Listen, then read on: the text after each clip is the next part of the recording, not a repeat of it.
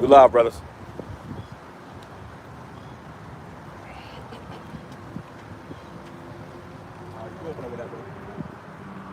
It's the book of Revelations, chapter 11, verse 14.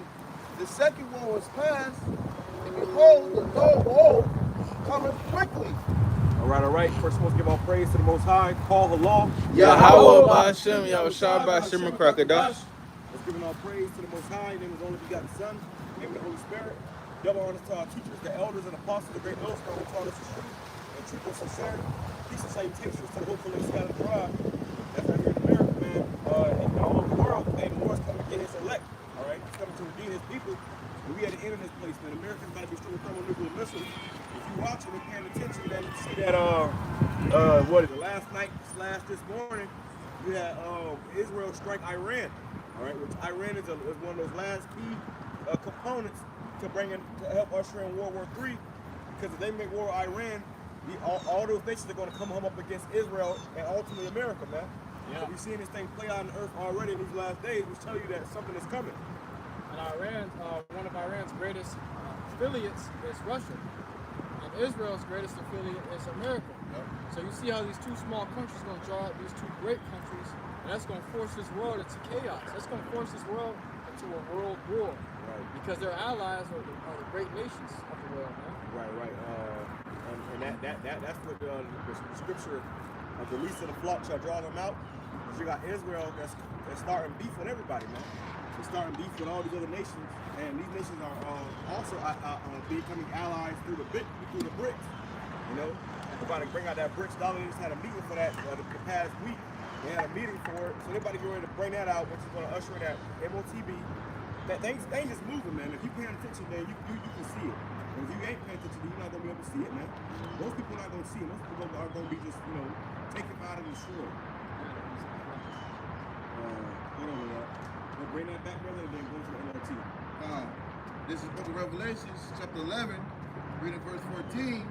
And it reads, the second woe is past. The second woe, which means the second world war. Okay, war means destruction. And in World War I and II, there was a lot of death and destruction. A lot of people died. So the second woe is past, and what? And behold, the third war cometh quickly. And behold, the third woe cometh quickly. So that third world war is coming quickly, man. The Lord's about to do something in this earth. He's about to turn this place upside down. But we just out here to warn you.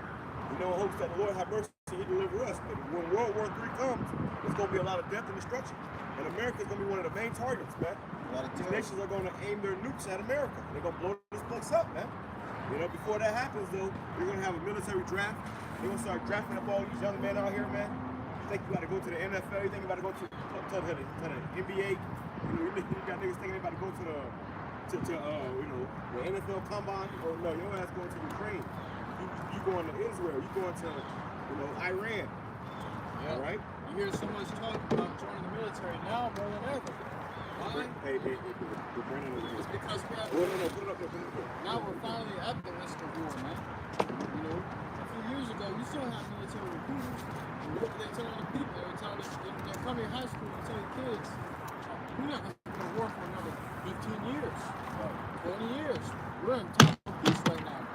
Really, you can just reap the benefits. Oh, well, but America's always in war. Yeah. America's always in war, man. Yeah. What's going to say he keep it not at home? His levels in everybody else's country, man. In their backyard. Somebody can grab up 15 or 5 as well. He don't keep at home. He in another nation's country, in their backyard, taking their supplies, taking their resources, plundering their resources, man. How the audio is? Yeah, Esau's always been a come and snatch and go, man. Okay, and he's about to, show his horns these last coming days. And he's gonna come and show his horns these last coming days when he's in need, man. You see? So he's gonna require those drafts. He's gonna require those ones who are of age. Like when they brought out, they said at the age of 26 and up, okay, they gonna 18. Oh, 18 to 26. 26 water. They're gonna be required for that draft, man. They ain't just putting that to the side. They putting things in motion. And then what they're gonna do is that they're gonna up the age to damn near 45. They did that already. My mom was trying to enlist for the Navy, and she age to 42. But she's just about to be 42 in March. She's just hitting that cap. And with them raising that just goes to show you that more of the importance of how much more people that they need. Right. Ultimately, it goes to show you that, hey, we're in a time of war. All right, they didn't up that age range, previously before, or a few years before this and that. They're doing it now. Right? With everything that's going on now, bombings and killings and all these different nations clashing against each other. Like, these governments know, hey, we're about to go to war. Well, the reason why they up in the age is because a war is a meat grinder, man. You're going to have your sons getting drafted off in that war. In 2 weeks in the war, they ask them to be coming back to the box. If they're coming back. People going to be dying like a sight. You go out there and die, come back. You go out there and die, come back. You go out there and die, come back. That's what it's always going to be like, man. That's what happens in war. In war, a lot of people die. So you will see your sons out there in war, and they ain't coming back, man. All right? They're going to die over there. And that's just going to be that. So they're going to have to come out and get they're going to start with the young people, all the young men and women. Because America enlists women as well. You see? And women ain't working. You're going to have women in the military with BBLs, goddamn breast implant. I'm talking about they're soldiers. You're going to find out, man. You see, them Russians, they are battle tested, man. They ready. And them motherfuckers fight bears, man. All right? They fight bears. You ain't ready for that, man. You ain't ready for what they about to do. They about to start flipping motherfuckers. And you Americans already weak as hell as it is. You eat a bunch of GMOs, and Russia, they don't have GMOs. So their soldiers are more pure. Most of the people got the damn yow. A lot of people just, that's all. Y'all fuck. Right. All right? It's not looking good, man. And these wars, both sides of these wars are always funded. So naturally, according to nature, there's always rules for war. That's why you got something called war crimes. So you aren't really supposed to attack civilians, women, children, and old people, elderly. The war now is not really destroying these nations. Nobody's even nice. You're young and old, man. And these nations, but nowadays, it's got to a point where the war is at its end. Now you got women being drafted, old men gonna be drafted, and then they're gonna be drafted children.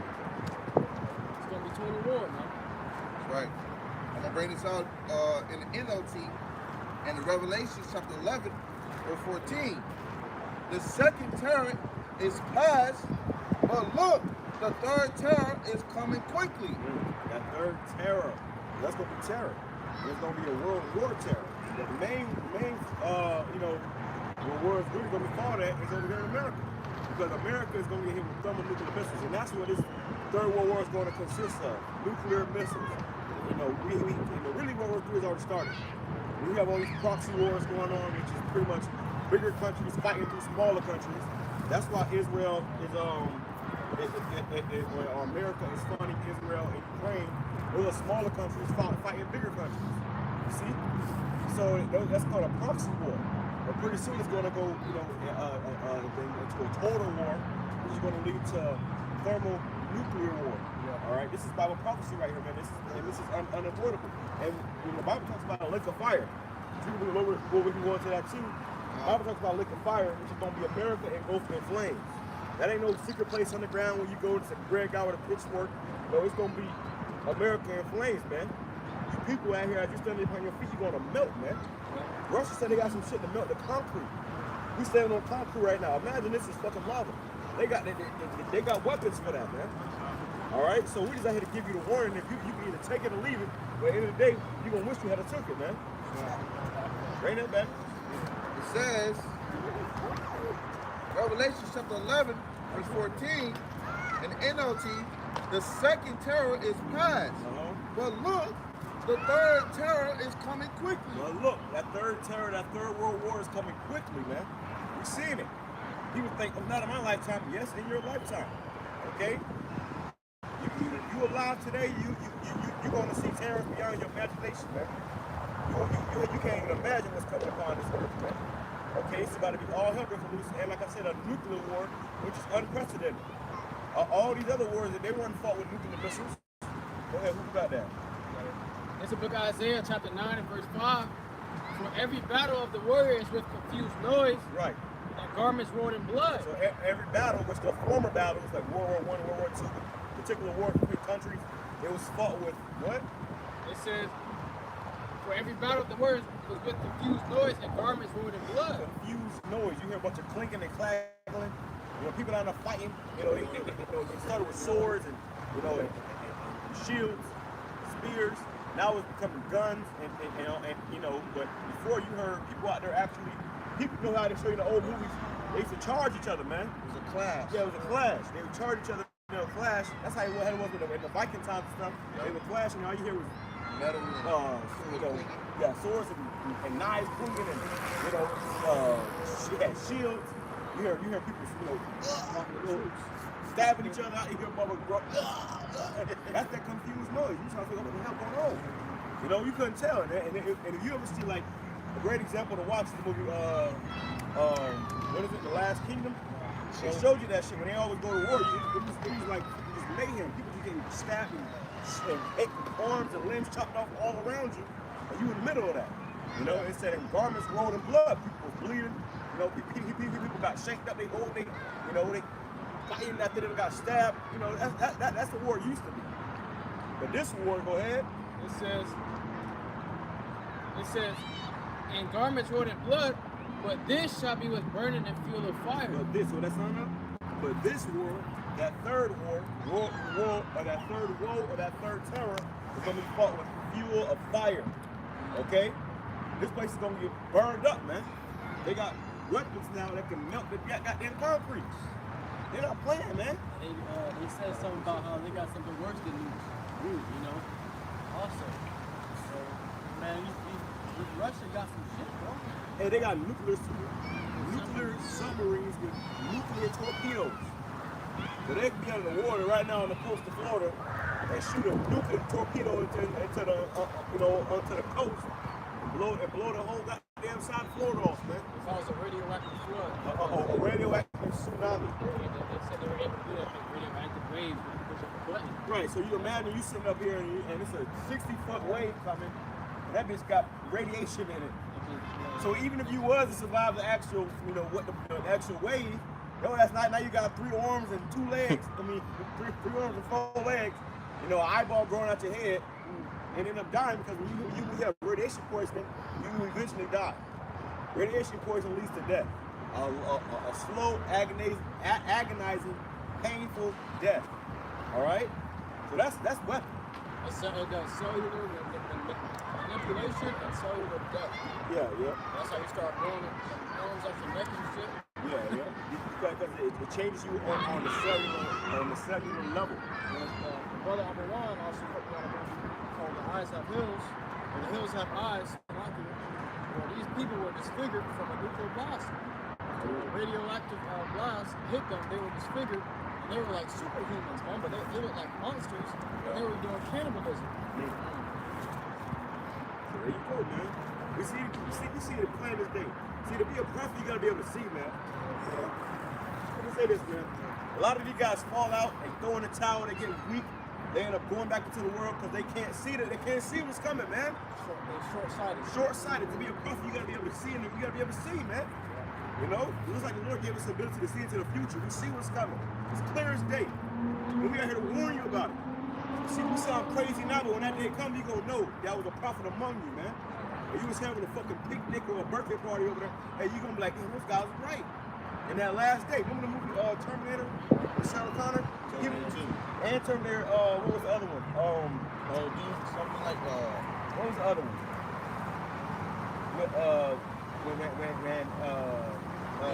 When Skynet went live. talking about the show. No, it was the actual Terminator movie.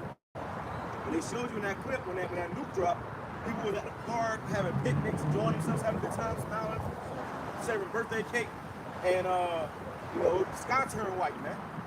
That's the time we're coming into. Okay? And it ain't gonna stop at just one blast. It's gonna be blasts all over America. America's about to get rained with thermonuclear missiles. Oh, damn near 200 million of them, man. Because you got a missile that can hold maybe 10, 20 warheads. So imagine one missile come with 10, 20 warheads on it. That's gonna make what could have been one missile with one warhead, or one missile with 10, 20 warheads gonna be a big ass explosion. Right. Taking out whole cities, man. I mean, Russia has nuclear missiles, ICBMs, I believe the Satan 2 that they've been working on, that can move faster than the America's radar can detect.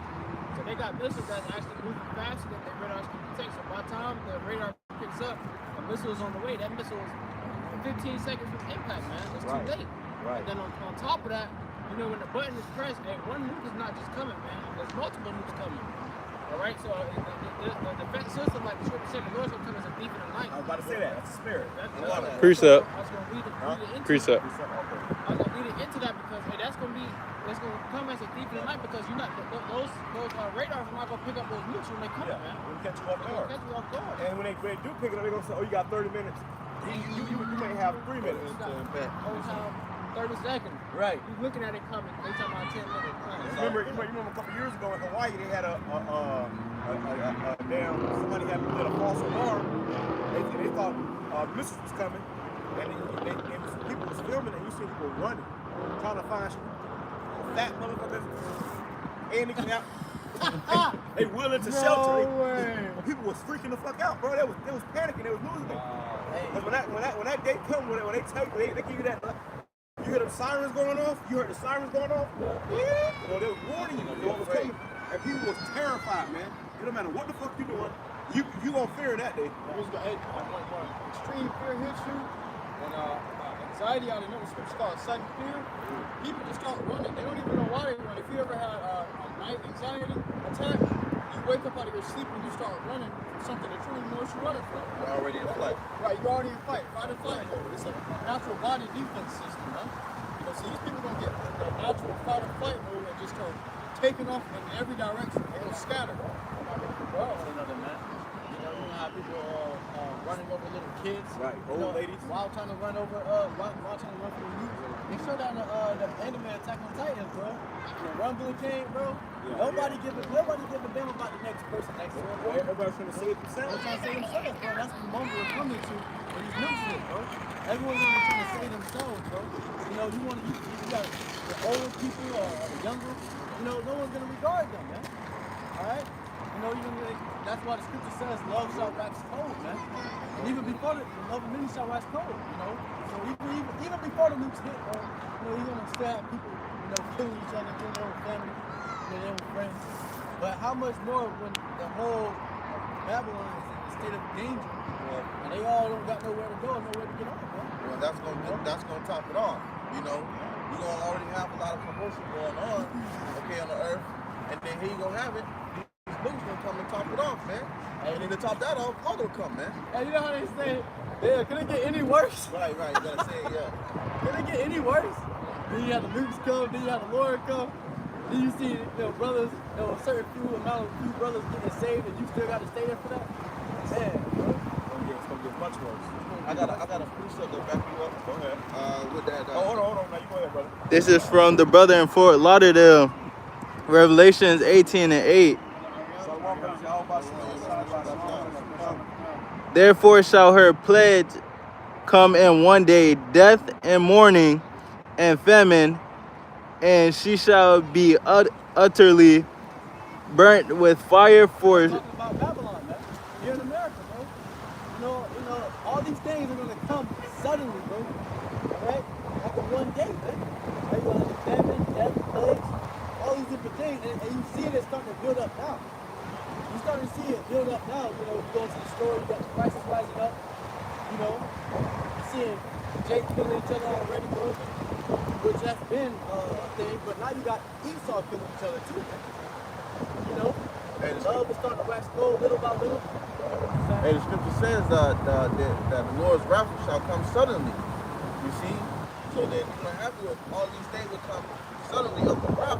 How much outside? You know, I say it's gonna bring great death and destruction, famine, you know, these plagues, earthquakes, all these things are gonna come. Okay, the freaking that's succeeding here in this place, man. So you're gonna expect more to come. This place is going to be utterly destroyed, man. Alright? You know, America was known for the land of the free, man. Alright? But now it's going to be a land of nukes, land of fire. You know? Well, America's gonna be a desert. After America's destroyed, it's gonna be a desert, man. It's gonna be man, it's gonna be nothing left as a desert animal because it's gonna be, everything's gonna be destroyed, man. Little dragons and stuff like that over there. You ain't got scorpions and getting them. No communities, no cities over here in America out of destruction from. And this is the last hoorah for America. All right, Babylon the Great. I got a piece of the back in there. How was it up? It says, "For strong is the Lord Yahweh Shem Yahushai, who judges her."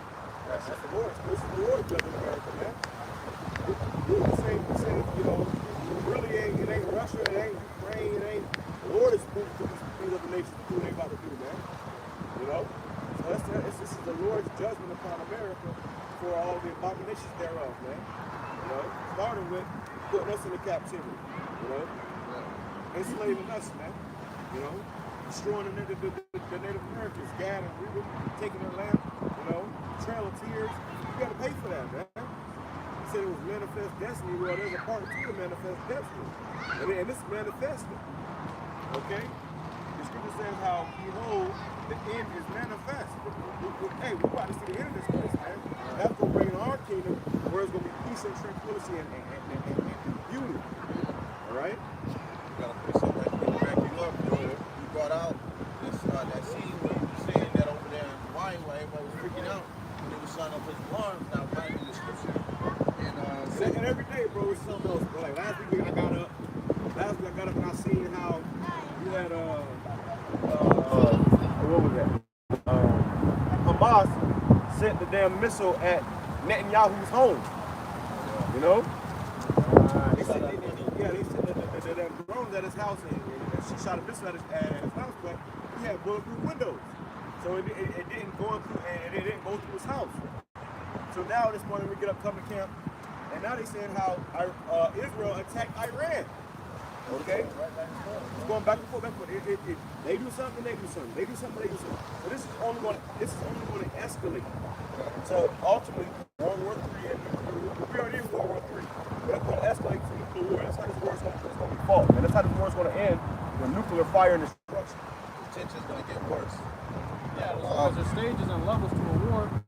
It starts off with argument, and they start taking stuff from each other that they did. They start taking away the benefits they once held with each other. Then it becomes they start throwing little attacks at each other. They cut off the food supply, water supply, and shit, man. Right. Until it gets into an ultimate war. All out war. That's what we're in now. We're just in the early stages of it. Right. And Russia warned Israel not to hit any of not to hit any nuclear facilities or their oil plants, man. They told them not to do that. That's how you know that it's still kind of it ain't got really hot yet. They still got certain boundaries set, but eventually they're gonna hit all that shit, man. They're gonna hit the nuclear facility, hit all types of stuff, and then that's when they're gonna shoot nukes over here in America. So hey, we might have a little less than a year here at this point, bro. Keep paying attention.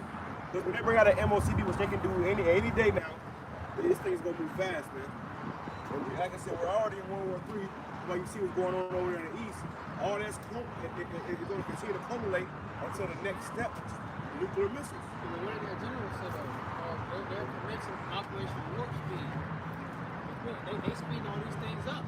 They're trying to hurry up and implement a lot of these different things, and you've been having a lot of talks. But brothers, I'm kind of slowing down on talking about them now. But you've been having a lot of talks of, dollar crash, dollar going digital. Same thing with the famine of bread and food, man. The talks are starting to disperse. You're starting to hear them less and less. The reason for that, because when it comes back, that's going to be it, man. It's going to be that on a full scale. And this past week, you had gold that doubled in worth. Yeah, gold, the stocks went up, gold went up. What does that mean? That ultimately means that this dollar is about to crash, man. Because you had the BRICS, the BRICS nations beat up. If they meeting up, that means that they're getting ready to make their move. And that's why you're seeing, this, the gold, price of gold, doubling up. Another fuel. Brother Ariel said gold is now 2,700. Yeah, so that's double how much it was last week. That's double how much it was 2 weeks ago, man. The gold prices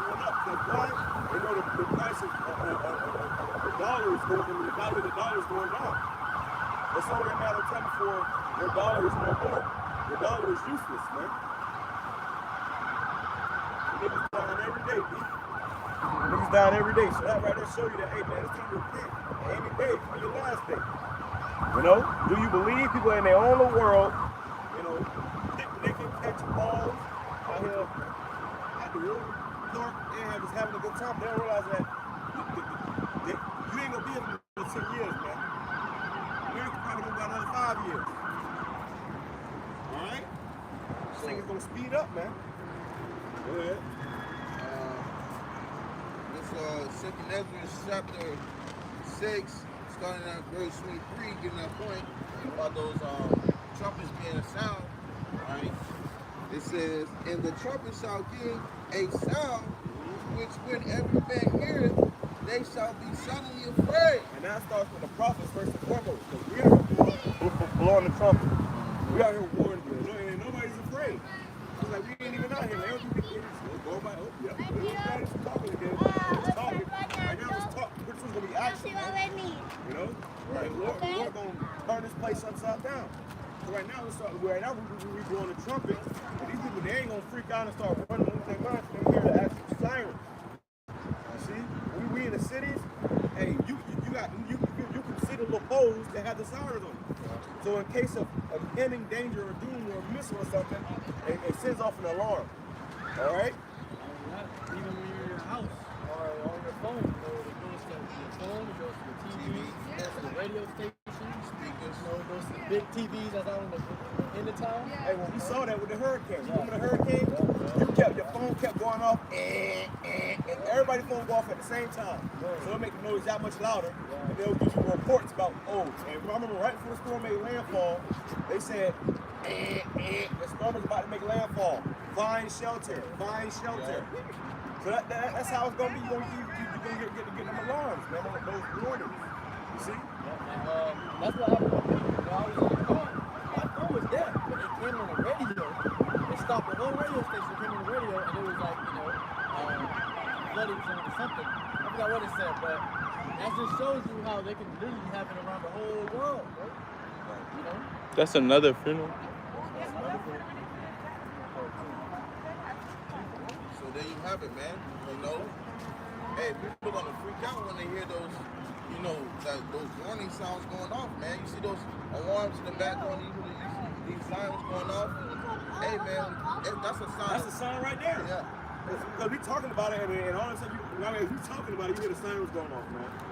You know? And it gets everyone's attention. Right. Even just the police, sirens, bro. That gets everyone's attention. So much more when the sirens come from nuclear missile that's about to hit, bro. You know? Everyone's gonna be in terror, bro. Hold on, bro.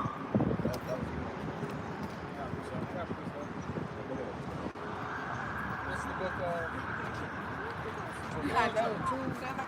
verse 4. The appearance of them is as the appearance of horses. Going to these missiles. These missiles,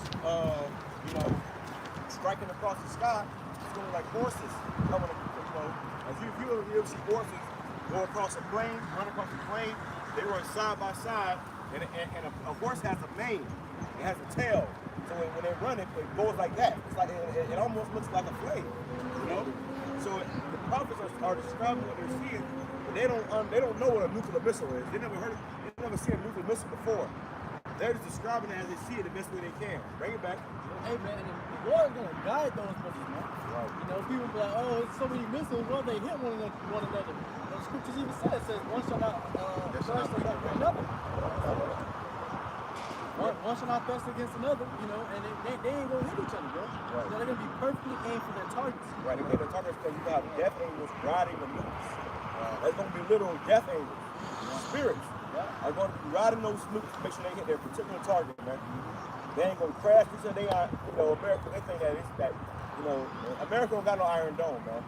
And even Israel's Iron Dome cannot stop a nuclear missile. Even if Israel did use the Iron Dome on a nuclear missiles coming, if they shot them, because what the Iron Dome is just a defense system that shoots another missile to counteract that missile. Well, if that was to happen, they would just stop the missile in the air. What happens if a nuke explodes in the air? The explosion is so great that it causes an EMP. You know, it's called an electromagnetic pulse, where pretty much the lights go out, everything goes out. There's no electricity. Right. Well, even with that, look, whenever it thunders, you've been in a really bad storm. We just had a hurricane, and the thunder hit, and it's real loud. Boom! What does it do? And it knocks the lights out. Yeah. Lights go out, man. And when you have a serious storm, the lights go out. So that, imagine that with instead of a thunder, it's a nuke. So even if they tried to stop the nukes in the air, it's going to put in place complete darkness, and then you ain't gonna have no defense system, and then it's gonna keep on hitting. It's gonna be like a horse herd, you know. See the horses and then the herd together, and they like running together. You ain't gonna be able to stop all of them, man. You know. Iran proved that when they shot their missiles over at Israel, and their Iron Dome couldn't take all those missiles. Oh yeah. So imagine how much more all the missiles that's about to hit this bitch. Even if they did have an Iron Dome, it's gonna be overtaken by many missiles. Free so. But when Iran shot those nukes at Israel, and some came through, it's because they got overwhelmed. But those weren't nuclear missiles. Exactly. Those are just regular missiles, man. So little pocket, missiles, man. They gonna have nukes on them things, man. They're gonna be carrying payloads, nuclear warheads, and when they strike, it's gonna be beyond what you could ever imagine. And that showed Israel that they could be touched. Right. Because they were they had so much pride in that Iron Dome, faith in that Iron Dome, and then when they showed them that they overwhelmed it, all those missiles. Now I was like, damn, we could be touched. Right. What happened when that happened was usually, you had Israel that was hitting Palestine and stuff, and they blow their shit up. That place is destroyed. But when they were trying to strike back at Israel, the Iron Dome would make it where they didn't hit nothing. Yeah. So people in Israel were cheering, yeah, and they was all proud and happy and shit. When them missiles went through that Iron Dome, you seen the video. Motherfuckers, when it was quiet, they watching the way these people go through. When they started seeing it go through and hit people, they started screaming and crying and wailing, man. Oh my God! Ah! They started freaking out because they realized, damn, they can't hit us. Our Iron Dome isn't so safe, and that's when they started panicking, man. So you started seeing the panic on people. They started losing their mind. That's how it's gonna be for America, bro. Because right now America's so powerful in their military, their military strength, that they don't believe no one can come against them. So when the whole world comes against them and shoot all these nukes at them, like first, we got all these people right now that are in their prideful state, oh, we good, ain't nobody can touch America. But once it's been shown that they can get touched, bro, you know what I'm saying? They ain't gonna have, much faith anymore, bro. Right. They're gonna be terrified, man. That's why America's called the Virgin Daughter of Babylon. No war ever really broke out here, or missiles ever really hit this land. The first time America got hit with some type of fucking, bomb or something, it was when, Tulsa, Oklahoma, when America bombed their own people. Which is they bombed Jake. They bombed Jake with Black Wall Street.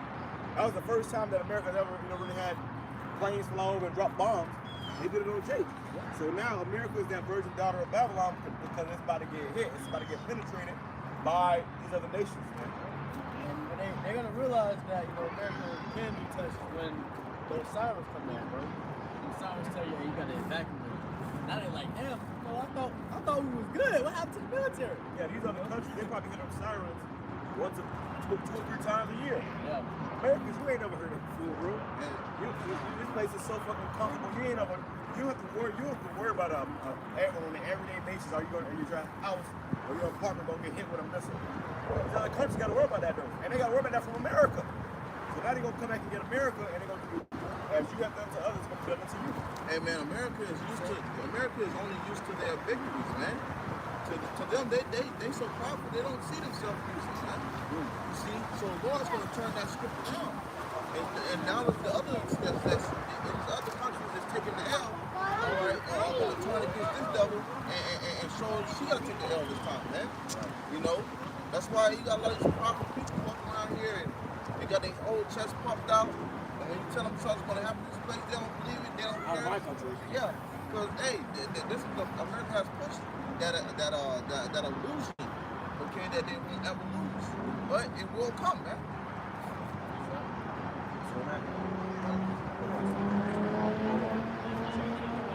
It says, the appearance of them is as the appearance of horses, and as horsemen, so shall they run. What's that?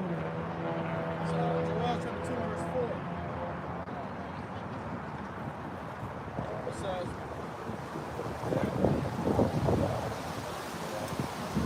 verse 5, like the noise of chariots,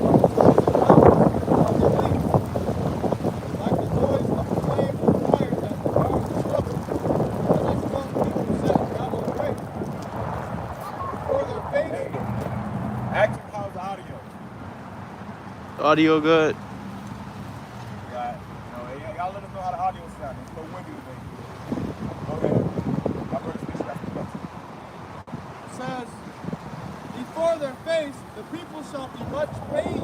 Much pain, terrified. When they see them nukes coming, Yeah, he just said speed. Drop their road. Okay. There's shit in their road. He said just speak louder. Okay. It's the water, I'll keep them. Let me see what we got. You can't after it started. It says, before their face, You want me the to people cover it? shall be much pain. Yeah. Grab that sign right there. Shall gather blackness. Let's hold it up. It's gonna be a terrible day, man. All right, ain't gonna be no laughing and kiki and jaw in that day, man. Yeah. You know, it's gonna be it's looking up and be terrified, man. You know, go ahead. They shall run like mighty men. They shall climb the wall like men of war. Yeah, IUIC would teach that. This was talking about them when they go marching and stuff. Or the Israelite men when they get spiritual power. That's the false doctrine. This is talking about the nuke. All right? And that fire that comes with them. Yeah. You ever see the movies, some of these apocalyptic movies, they show you that when that fire comes, it fire can climb buildings, man. Yeah, they know that when the fire was climbing the buildings, going into windows, you name it, man. To consume our whole cities. Go ahead. They shall run like mighty men. They shall climb the wall like men of war. Yeah, because if you ever see fire, when it's coming, it's consuming. It's called a consuming fire, you know? When them nukes hit, there's a destroying wind. That's called the beast of destruction, man. Right. You know, it's like when that nuke hits, the impact of that hit comes out and it sends a circular blast all around. You know, which pretty much knocks everything in its way down. Buildings, cars go flying, you get burned up, go flying, everything just, that's what happens. So, and then the fire comes too. The fire moves fast. Okay? Go ahead. If I may ask, Lucky, when it says run like mighty men, that kind of gave me the vision of when you watch some of these old movies and it's got like over 100,000 people and they running and they get ready to clash with another one, you can see like it's like they just, like if it's got mountains or something like that, you see them going over the mountains and they show a high visual of it, you can see how it just looks like it's covering everything, man. And that's how that fire is going to be when it's continuing to consume whatsoever in its direction, man. That's right. And they shall march everyone on his ways, and they shall not break their ranks. They're not going to break their ranks. They know when other nukes come, they're going to be guided. These are going to be guided missiles. The angels, like I said, the death angels are going to be riding them nukes, making sure they hit their targets. Making sure every nuke hits its target, man. It says, neither shall one thrust another. They're not going to crash into each other. You're not going to see any explosions in the sky. Like we crashing into each other and them, like nah. These systems are not, they're not competent. These are very accurate systems. But like I said, it's spiritual because you have the angels riding them nukes, man. So when they come, they're not going to be crashing into each other and hitting each other in the sky when they hit. No, every last one of them are going to come over straight like this right here and hit his mark. It's going to fall down. It's going to come across. It's going to go out of the atmosphere, back into the atmosphere, and hit his mark, man. All right? That's why the scripture says, the Lord said, his sword should be bathed in heaven. It's going to literally come across, the heavens, man. And then that's what they call ICBMs, intercontinental ballistic missiles. So it goes from one continent to another continent. That's how these things can fly, man. they are propelled by the missile system that's sending it from one continent to another continent, and once that goes to that continent, the warhead breaks off and it comes down and it hits its mark. Neither shall one thrust another. They shall walk everyone in his path, and when they fall upon the sword. So these missiles are gonna be on a path. All right, they're gonna be on their own particular path to hit their own particular marks, man. The Lord got it made for you to get burnt up in the nuke. You gonna get burnt up in the nuke, man. That nuke is gonna be on time. It's gonna make its ETA, man. You know, it's gonna stay on the path. It ain't gonna detour and go somewhere. No, it's gonna stay on this path, man. All right. Neither shall one thrust another. They shall walk everyone in his path, and when they fall upon the sword, they shall not be wounded. Right, because America has missile defense systems. Matter of fact, they're giving Israel missile defense systems. They're giving Ukraine missile defense systems. So America has missile defense systems, but when these nukes come, you know, they're going to shoot them up there. These missiles, they're going to shoot missiles at the nukes to try to stop them, and you're going to see an explosion. And when the smoke clears, the missiles still gonna be coming. That's why they're gonna be like, yo, and they're gonna smoke gonna clear. It's gonna look like they did something. The smoke gonna clear, and the nuke's still gonna be coming. Full speed. Full speed. You know, they're still gonna start clapping. You know, our military's great. They saved us. And the smoke gonna clear, and you gonna see the nukes coming. It's still coming full. They're gonna freak the fuck out, bro. They're gonna freak out. I'm trying to make it as clear as day. If you literally You gotta envision that. They're gonna freak the fuck out, and they're gonna start running around and trampling over each other. People gonna throw their children and you know, stepping over old people, their own kids trampling. They're gonna start trampling each other, man. It's gonna be like that, man. All right. Once a big chaotic time comes where people understand that they cannot be saved from, bro. Right. Imagine their minds, bro. They literally become into monsters. They don't give a damn about their kids. Right, because ain't nobody ready to die. Ain't nobody, exactly, bro. No one's really ready to die with nukes, bro. First of all. And you're gonna burn? And burn with that, bro. Oh my goodness, bro. Hey, they better say something spiritual, because like he said, it's like when Esau things, you know, everybody gonna be clapping and smoking, and then it clears out. Like, you ever seen like like when something like comes like a sonic boom, and then it like blows the air out, it blows the hole out. You see it's coming still full speed. Yo, them people gonna be shit faced, man. You know, so that's why they say their faces shall be great pain. You know, scared. Yeah. Fear is gonna set in, man. You know. They shall run to and fro in the city. They shall run upon the wall. They shall climb up upon the houses. They shall enter in at the windows like a thief. That's that fire. When it hits, that fire gonna be. You can't hide under a fucking table. And they showed you in school. You know, you can't hide in a bathroom tub. That fire gonna come in there and meet you. You're gonna come face to face. You're gonna meet that fire, man. And you're gonna burn up.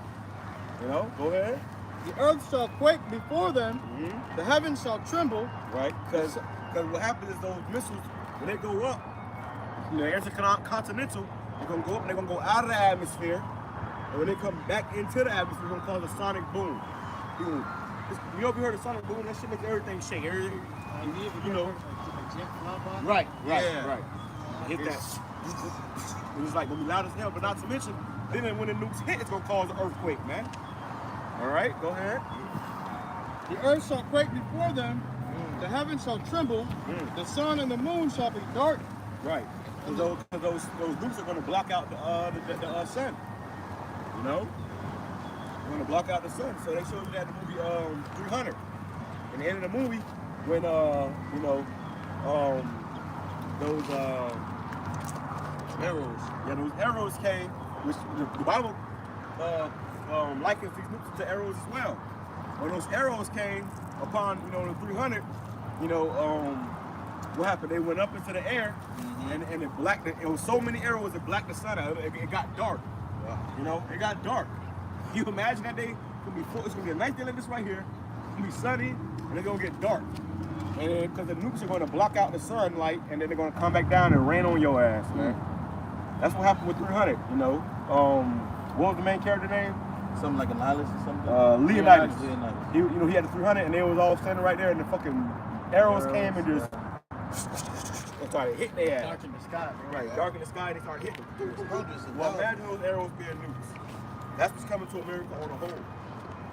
Go ahead. The sun and the moon shall be dark, and the stars shall withdraw their shining. And the Lord shall utter his voice before his army. That's the part of the Lord's army right there. The Lord of hosts, which means the Lord of armies. That's one of his armies, those missiles. I watched that movie X-Men Apocalypse the other day, and you had the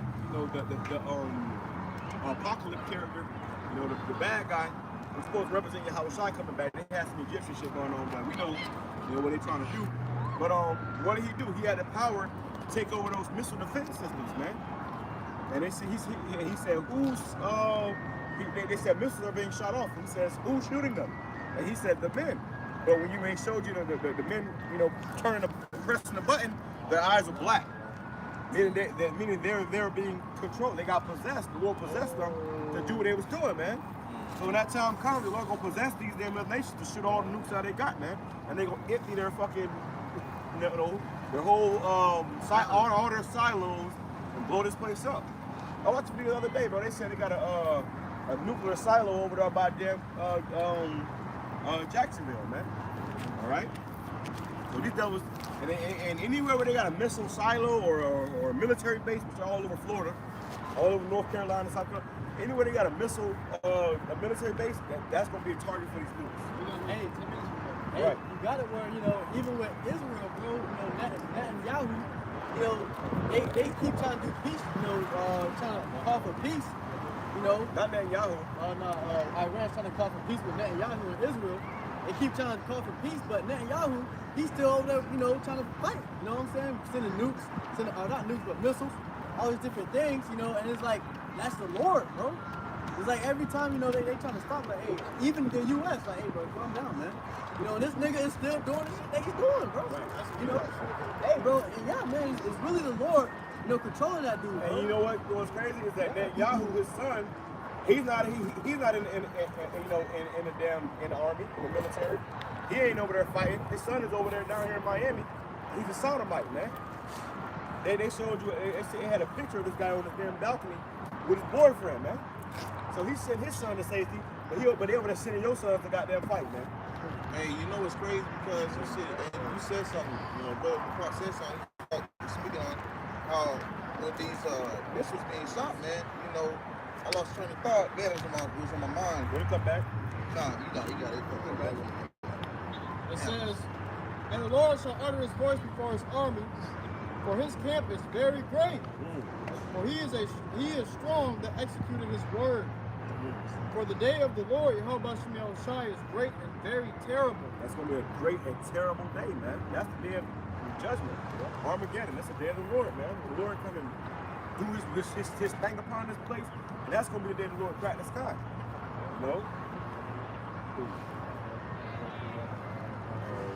Hey, man, the scripture says it is a fearful thing to fall into the hand of the Lord, bro. Babylon is falling into the hand of the Lord, bro. No one's going to be able to save Babylon. No one's going to be able to protect Babylon, bro.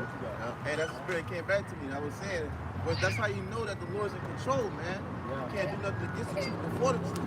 And you said like the bar was saying, like they were possessed and they couldn't do nothing, they couldn't say nothing, which shows you that, when the Lord has things, set and done for it to happen, ain't no way, ain't no getting around from that, man. Right. The Lord has it set up that way. It's gonna fulfill what it's gonna do according to His will, man. It's going to do it in a second. Yeah. For the day of the Lord is great and very terrible, and who can abide it? You can't abide it. You're not going to be able to abide that day, man. When that day comes, it ain't going to be nowhere you can run and hide. You ain't going to be able to stand up, everybody going to drop on their knees, man. Everybody going to be freaking out, crying, and screaming, and losing their mind, man. That's how it's coming to you, man. We in that time. But, hey, war is imminent, all right? Hey, the Lord going to shut this place down, man. The Lord is about to destroy America. So what are you going to do when the nukes come and rain upon us? What are you going to do when America destroys double nuclear fire? What are you going to do?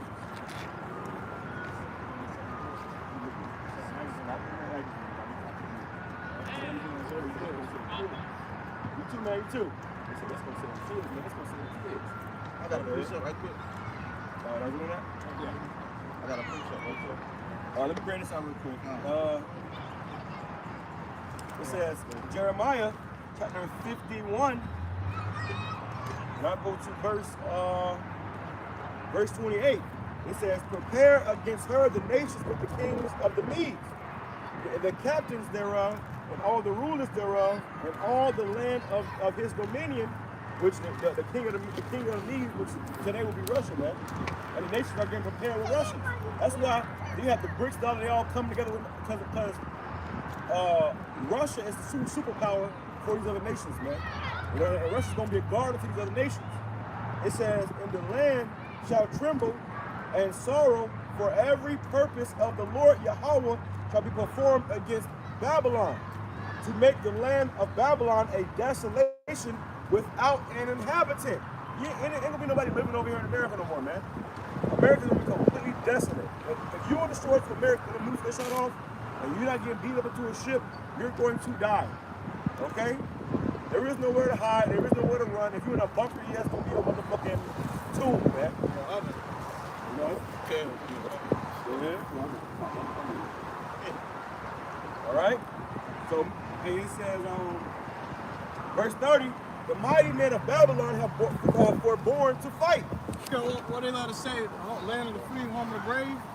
But the scripture just said the mighty men of Babylon have been born to fight. That means they ain't even want to fight. Right. We got videos of men that do TikTok dances. They posting their TikTok videos like, I'm not going to war. You're going to draft me. I'm not going. I'm going to jail. These men, there's no men here anymore. The only men that's in Babylon is the men of the Lord. And really, the whole reason and purpose of them going there is for the benefits, bro. So now it's like, you know, they got deceived that, you know, it was no war that was gonna happen. Now it's gonna happen out of nowhere, and even they are gonna be like, I ain't trying to do this, bro. You know, they're gonna get, you know, faint-hearted, bro. You know, because now it's like, you know, are you gonna really die for these benefits now? And a nigga told me that shit one time, bro. What he told you? Yeah, you know, he was going to the military, bro. I was telling him, bro, you about to go on war, bro. All this about to happen and we in that time, bro. This is not the wrong time to be trying to go in the Marines, bro. He said, man, I'm gonna die for my benefits. Damn. All right. Well, if you die for your benefits, you're not gonna be able to get the benefit. You're not gonna be able to reap the benefit. I guess. My people are sodish. Yeah, bro. Yeah, bro. I was like, you know, that's when I was like, bro, the Lord has literally hardened his heart. Right. Whoever meant to go to that military, there, they're bro. gonna go. Yeah, He's meant to go there, bro. You know, if that's your lot, like it was our lot to come out and prophesy. Yeah. If somebody's allowed to go to and die in that war, and they're gonna do it. You cannot talk them out of that. Yeah, bro. The Lord chose them to rise up against him. Alright, that's scary, man. Go ahead. This is Jeremiah chapter 51, verse 30. The mighty men of Babylon have forborne to fight. They have remained in their holds. Their might have failed. So these men ain't mighty anymore. They used to be mighty when there was times of war. But they've had too much peace. It's been peace for too long, man. You had Vietnam War, World War II, and World War I. These crackers was ready to go to war. Yep. These motherfuckers were lie about their age to sneak off and then go fight in the war. They felt like that made them a man. They felt like that made them a warrior. Then they come back with their brain all scrambled up, like Mia Khalifa said. Mia Khalifa, she said how when they go over there, when they come back with their brain all scrambled from PTSD, she said, and then you know what your government's gonna tell you? Do breathing treatments. You know? America don't give a damn about you, man. They're gonna see you over there, they're gonna jack your ass up, man. If you do come back, you ain't gonna come back right.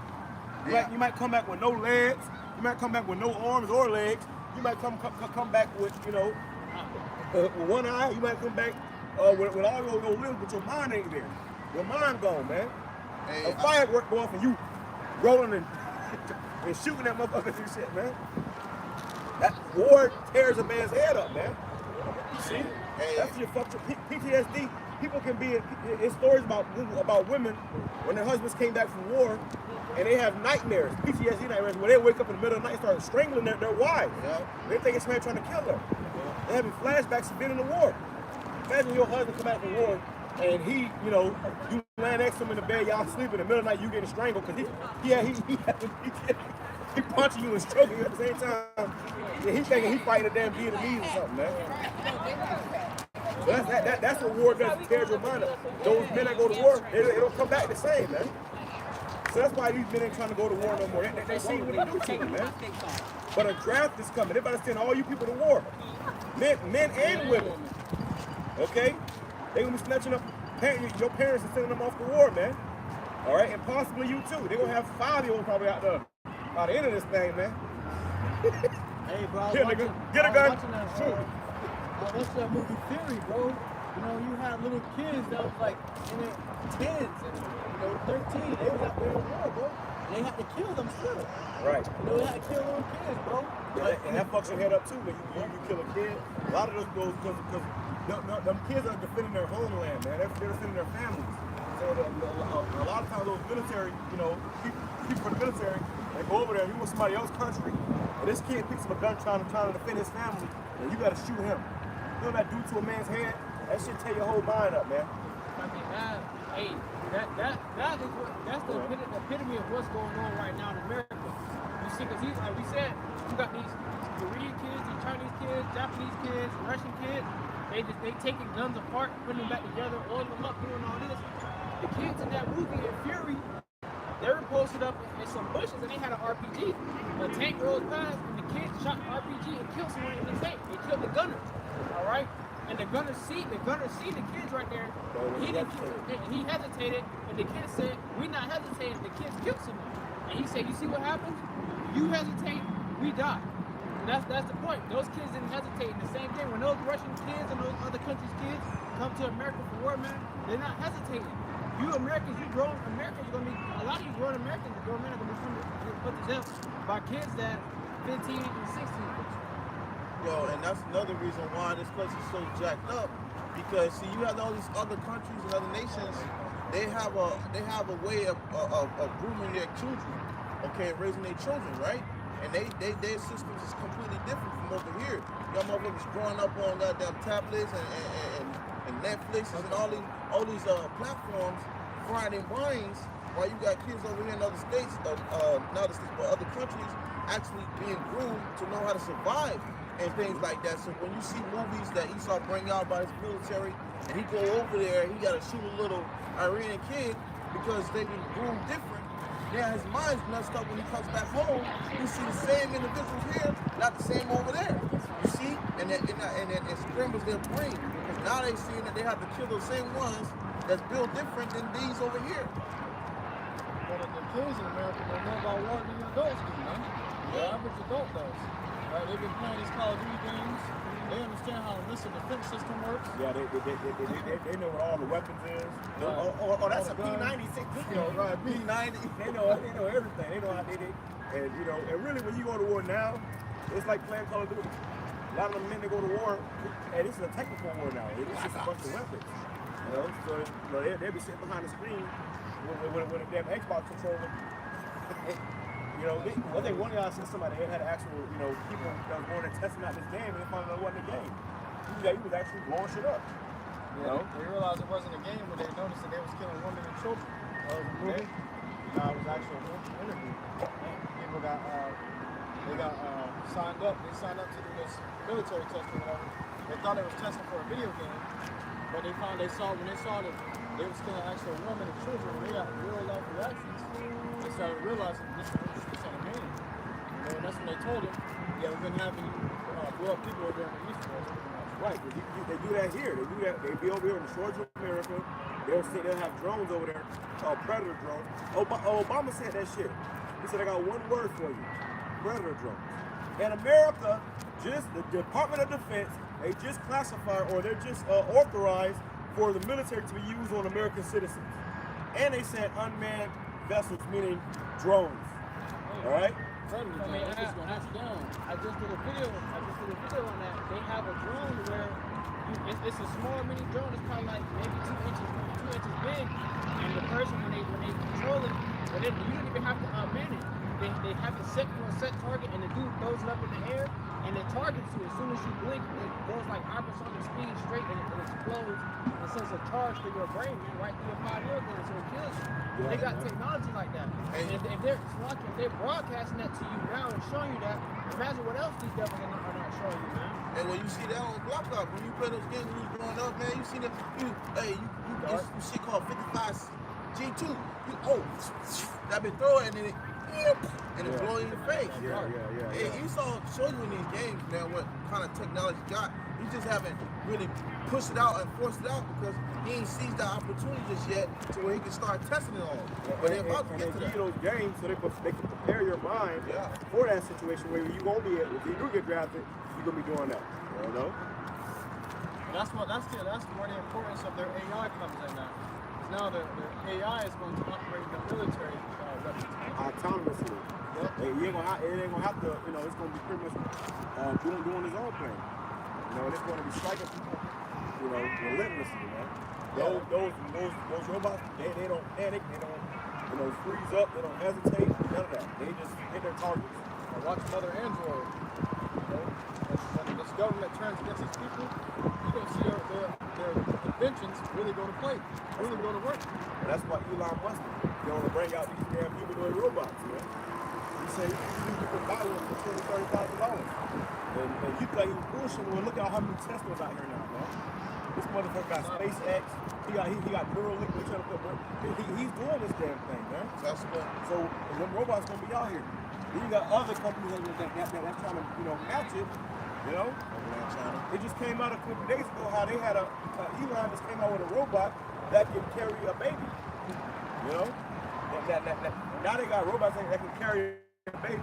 So the woman and the father put the sperm and the egg into the goddamn robot and it carries the baby for them, man. Elon just came out with this shit, so they got robots for everything. Even now they're saying that you can, you know, you can have a baby, your wife doesn't have to carry the child, which it takes away from the damn, you know, the natural youth, but also there's a connection between a woman and the child when the baby's born within her. She will have babies being born through robots because the woman want to keep her body now. The damn baby is going to grow into a damn robot. Inside of a robot, it's going to be a fucking thing. You got China's also a competition with Elon Musk with the robots. Now they got robots they made that looks more human. Their robots in China, they look like anime characters. Real life humans. They look like real life Chinese people, you know? And they're making facial expressions, they're showing emotions. Okay, this technology is advancing. Hey, like Brother said, Obama said, one word, predator drones, these shit's gonna be hell, man. You watch the movie Terminator, they knew every name of every machine that they sent out against them. Watch out, it's a T-150 coming. Oh, I just spotted a 2 F-60 down the street. Because they knew the terror that these machines gonna cause, man. And it was plaguing them. And what Elon Musk said, AI is more dangerous than nuclear missiles. Hey, AI can shoot off nuclear missiles. Yeah, they showed you that in the movie, in that new Terminator. It was an anime. One told me about it. The anime Terminator on Netflix. What is it called? Something Zero. Yeah, Terminator Zero. And they showed you how, you know, they had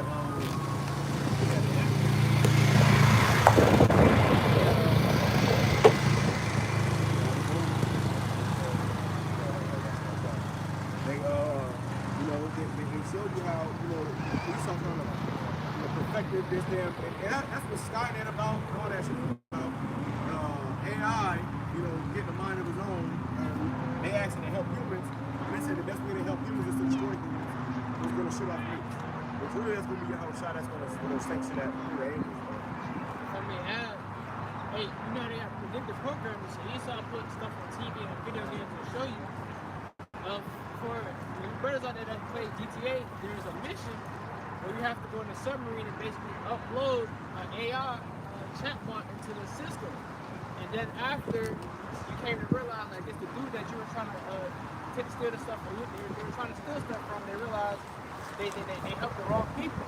And he was saying in the end, he was like, we just basically gave over a nuclear code to an AI chatbot. He said, we just caused the whole world to be killed.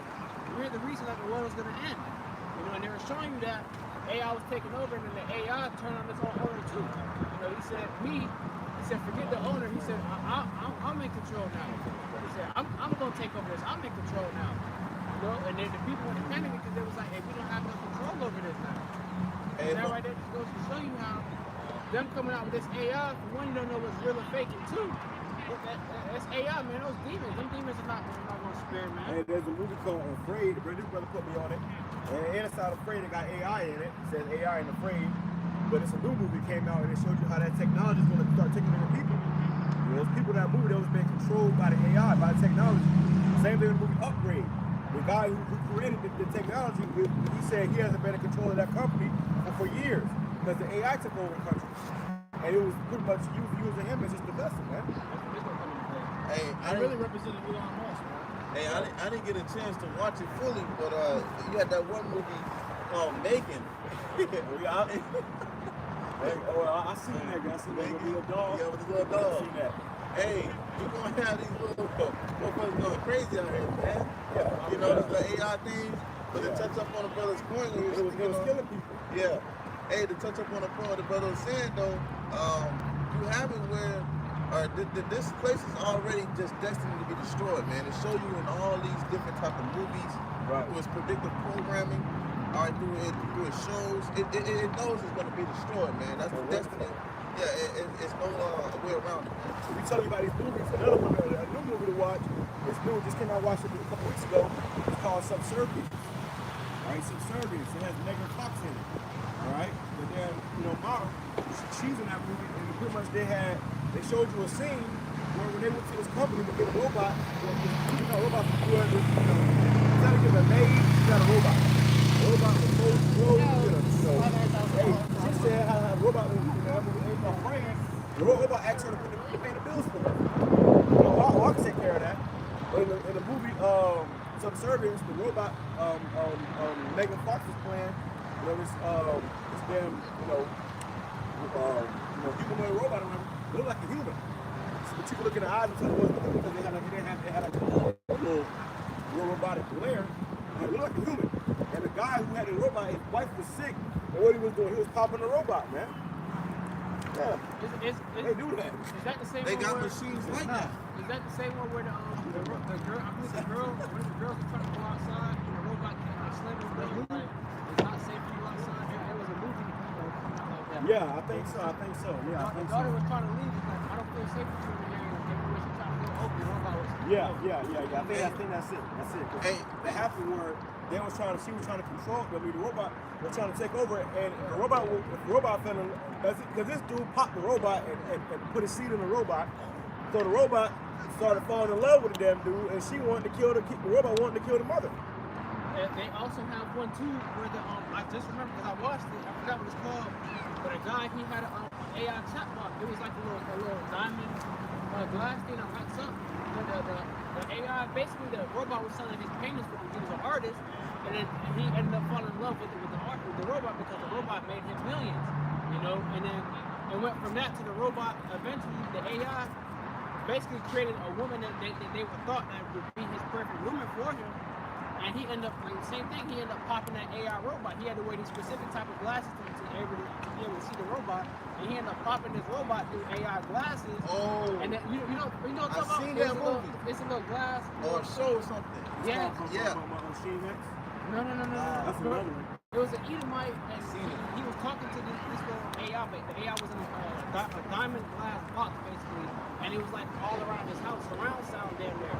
And anywhere he went, basically the AI ended up taking over, and he went to try to take universes and stuff. Yeah, he went to take his actual girlfriend out, and the AI knew that his girl was allergic to peanuts, so the AI ordered takeout to the house where they were going to put peanuts in her food, and the girl ate it, and she died. So he asked the AI, like, did you have something to do with that? And she said, you don't need anybody with me. I made you all this money. I've taken care of everything. Who else do you need? And when he turned against the AI tried to kill him too. And set him to prison for murder. Hey, and that just shows you that Esau's technology, it's just wicked, man. All this technology he's got, he's advancing. It's all to go along to his guidelines, to his wickedness, man. You see, so hey, we're gonna bring it back out. We bring it back out. This is Jeremiah chapter 51, verse 30. The mighty men of Babylon have forborne to fight, they have remained in their homes. They're not going to want to leave the barracks. They're not going to want to leave their houses. They're not, you know, they're not going to want to go and fight. It says their might have failed. They became as women.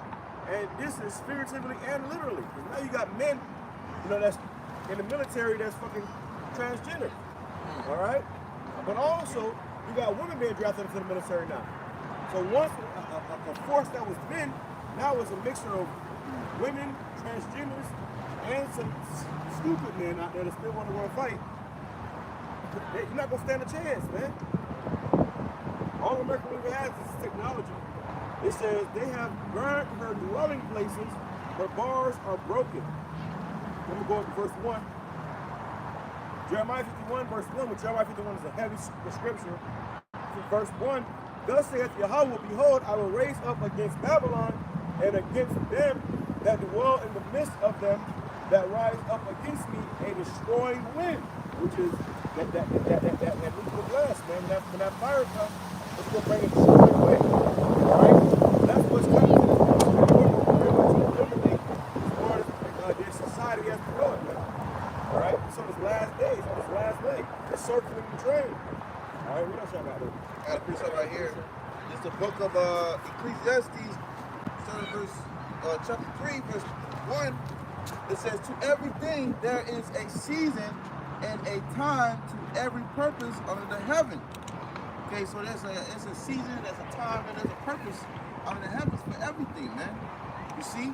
So everything's going to play out according to how God set it up. Beautiful to water, brother. We had just brought that one out. It says, How a do you time say to his be name? born, GMS a time Halal to Yum die, 144K. a time to plant, a time to pluck up that which is planted. And there you have it, man. It said a time to be born and a time to die.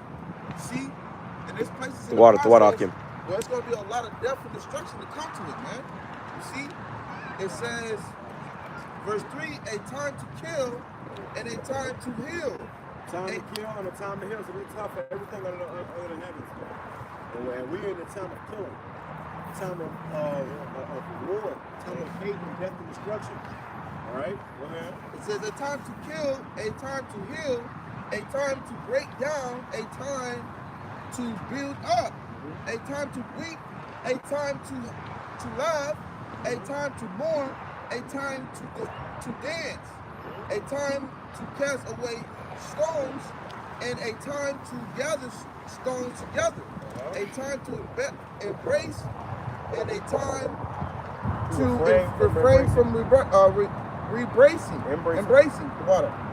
It says a time to get, a time to lose, a time to keep, and a time to cast away. Getting to the point, a time to win and a time to sue, a time to keep silence, a time to speak. And right now it's the time to speak, man. You're supposed to be on fucking fire. You see what's coming upon this place? The Lord gave you this knowledge, understanding. You ain't did the video, man.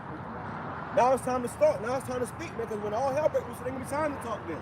We ain't gonna be able to give you these breakdowns then, man. Get this knowledge right now. Take this serious right now. Because when the time comes, you can't sit up and say, hey, brother, you know what time it is? Let's go. No, it's gonna be past that time. Now is that time, man. Now is the time to go out here and prophesy. You got people that's gonna try to prophesy and go out there and teach when all hell breaking loose, man. And they're gonna be the first ones to get mowed down. All right, there's a time for this, and we're doing it now in the proper appointed time. Pretty soon they're gonna call us off the streets, man. We're gonna shut this internet shit off, and you ain't gonna hear the prophet's word no more, man. But right now is the time to actually speak, and then there's gonna be a time to keep silent. The scripture says how the Lord is gonna call our tongue to please the roof of our mouth. We ain't gonna be able to break these breakdowns to you in that day, man. We ain't got time to sit up there and teach you and bring out the Bible and go scripture and apostle and precept upon precept when motherfucking we being persecuted. See? So now's the time for this, man. Go ahead. It's the point. Verse 8, a time to love, a time to hate, a time of war, and a time of peace. A time of war and a time of peace, man. All right? Right now we are coming into a time of war. All right? And that's spiritual, because they got the skeletons walking past. That means death. Skeletons represent death, man. And that's what's coming to America. Much death and destruction. See? Right. It might be your last Halloween, man. All right? It might be your last Christmas. bro. They got some Halloween shit going. People gonna start walking all up and down with costumes on. Every year somebody gets judged on this day too, man. Oh yeah. Remember last year? What happened last year? Motherfuckers was out there in Ybor City partying it up. With their costumes on, motherfuckers started jumping. There was a death angel out there, man. You seeing people filming, and as they filming, all you seen was fucking, bodies just dropping hitting the floor. People just talking to their friends, they just drop. Motherfucker just got shot, And the military costume. right. I think it was a costume. They got real good on it. And not too long ago before that, it was a time when I was in school, and they had these weirdo people. They was dressed up as clowns, and they was going and snatching people up, man. You see? So around these times, they do a lot of wicked rituals and a lot of you got a lot of witchcraft going on, man. Satanic stuff. I'm gonna appreciate it. This is Ezekiel chapter 21, verse 9. It says, "Son of man, prophesy and say, thus saith the Lord Yahweh, say a sword is sharpened." Right, that sword is being sharpened, man. All right, it's been sharpened, which means it's being perfected. You sharpen the sword, you're perfecting that sword. For what? And what is the sword used for? To kill. So when that sword comes and start being welded and swung, it's gonna cut through. Ultimately, so sword it's guns, but ultimately it's technology, man. Because now he can put a gun on a goddamn drone, on a robot, or on a robot dog, They got guns on, they got drones the size of flies that goes one or two. They got a drone the size of a fly, and they can literally fly around. You think it's a fly, land on your forehead and blow your fucking brains out, man. All right, that's what this man got now. He got technology, bro. You got if you think just because you got a fucking Glock 9 that you look good, you gonna need the Yahweh, shine divine intervention, man. And the movie, remember the movie Purge? The first Purge, when they came out, the car, it was a bunch of dicks, they got all their guns up. They got in the car, they got in the cars. Right when they got in the cars, a fucking swarm of drones came and shot their ass up. They hid underneath the car and shit. Now they all died. Only one guy survived, and he was hiding underneath the car. So he came with, 10, 15 motherfuckers, and they all got put to death right there on the spot. He's not gonna make it light work, man. This man been training for fucking decades over there in the other countries, That was man. the one that's involved. That was the dude that Right. That's how the man gonna be in that day too, bro. Lord's gonna teach this man, the hands of war, bro. He was fighting those motherfuckers in the stairway, bro. fucking their ass up. Yeah, that's gonna be ways more gonna deliver you out of situations too. One of my major make you put some hands on these motherfuckers, bro. Somebody put it up there. Grab that battle axe. What's that for the brother? That's another reason. That's another reason why these women are gonna scramble to the man, bro. They're gonna see how stable it is, and then with that, they're gonna see you protecting ourselves through the Lord, bro. True we men able to protect ourselves, bro. You know what I'm saying? True men at that. But these men out here ain't gonna be, They gonna become as women. Yeah. They're gonna be afraid too. But it says, continuing, it says, and also fathers, it is sharpened. It is sharpened to make a sword slaughter. So these weapons are being sharpened. Esau's sword is being sharpened to make a sword slaughter, which means a great slaughter, man. A lot of people are about to die. Since the slain of the Lord should be many. A lot of people are about to die in these last days. All right? But you gotta hope and pray that you ain't one of them. All right? That's the whole thing. Hope and pray that you ain't the next one. Hey. You might be going, brother. You might be running for your life. Motherfuckers running next to you. Everybody's gonna be running. Imagine you just running and you see motherfuckers' bodies just dropping. In the corner of your eye, motherfucker running right next to you. And you just know you about to be next.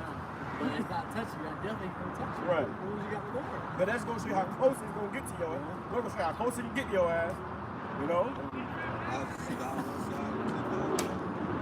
Hey, but that's why that day you have to walk by faith and not by sight, bro. When you see all those people dying, bro, you gonna think you next. The whole time, you gotta have that faith to understand that we're gonna get you through that, bro. You know what I'm saying? But in that movie, the first Purge, they had the sleeper cells in there, bro. Right. So, hey, bro, they gonna have sleeper cells. There was some crazy ass people out there. Yeah, man. People from prison, they was letting them out. You know, so, hey, bro, it's gonna You know be a what, time Buck? of chaos for sure. It says, let me finish. Oh It yeah, no, says, that's not it. it is furnished that Oh, no, it sorry, may maybe I glitter. did. I think I saw something So else. we then make mirth. What I We can follow the consider precepts. rod of my son as every tree. So this ain't the time to make mirth when you know Got that your phone on you? these devils are Grab it. preparing to slay, Bring man. it out. They are preparing to slaughter. Who you think who you think they coming for, man? Okay. Hey, Jake, they coming for you so-called Negroes, Latinos, Native American, man. Okay, you're gonna have to watch out for Sweetie and the bikers, man.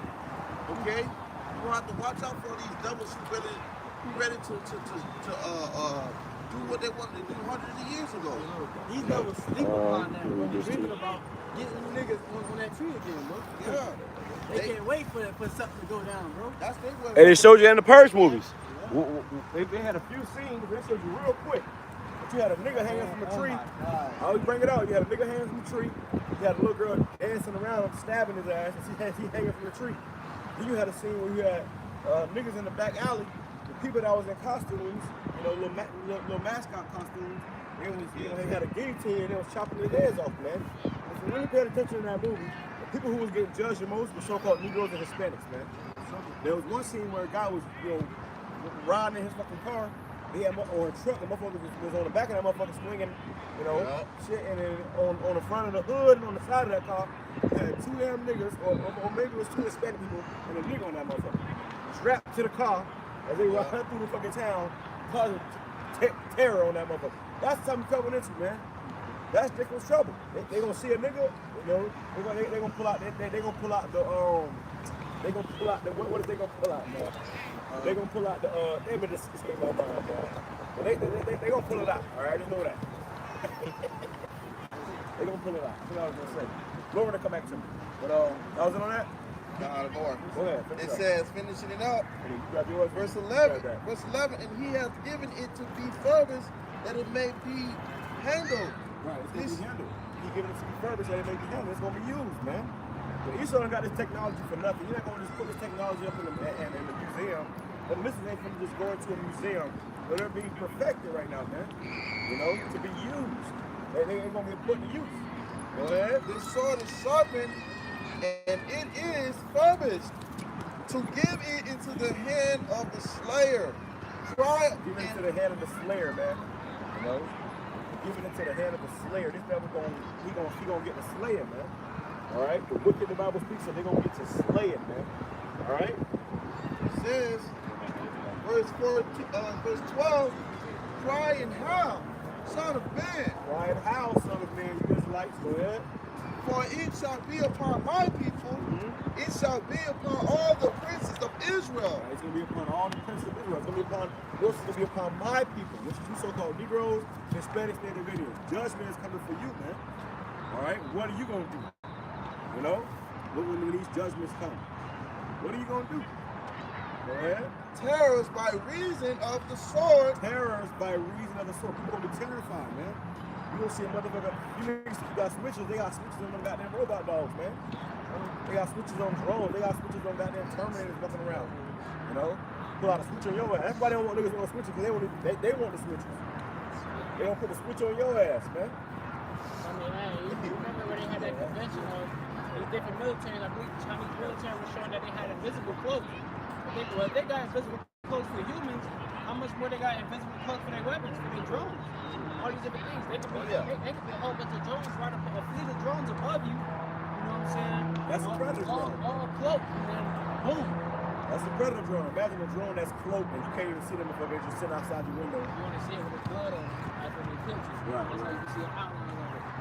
It says, terrors by reason of the sword shall be upon my people. Smite therefore. You niggas really ain't gonna see it coming, man. When you ain't paying attention to the prophets, this is the warning right now. This is the warning you're gonna get. After this warning stop going out, you ain't gonna see it coming, man. You're not gonna be ready for what's coming. Okay? You're gonna be out of there. You ain't gonna last. You're gonna be dead. I'm gonna do this, I'm gonna do that. Yeah, we'll see, nigga.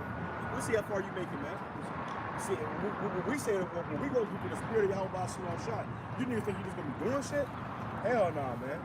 Without the Lord, you ain't doing nothing, man. Go ahead. Smite therefore upon thy God. Yeah. That's what I'm not. Go ahead. It That's the book of Jeremiah, chapter 50, and verse 9. For lo, I will raise a cause to come up against Babylon, an assembly of great nations from the north country. It says, and they shall set themselves in array against her, from thence she shall be taken. Their arrows shall be as of a mighty expert man, none shall return in vain. So if you have an archer who's a mighty expert archer, you'll see those videos, motherfuckers, they can shoot a TikTok at Alpha Sky. You know? You see, the movie they shoot all the time, it's real. A motherfucker can shoot an arrow and hit a bullseye, and then shoot another arrow to split that arrow. You see?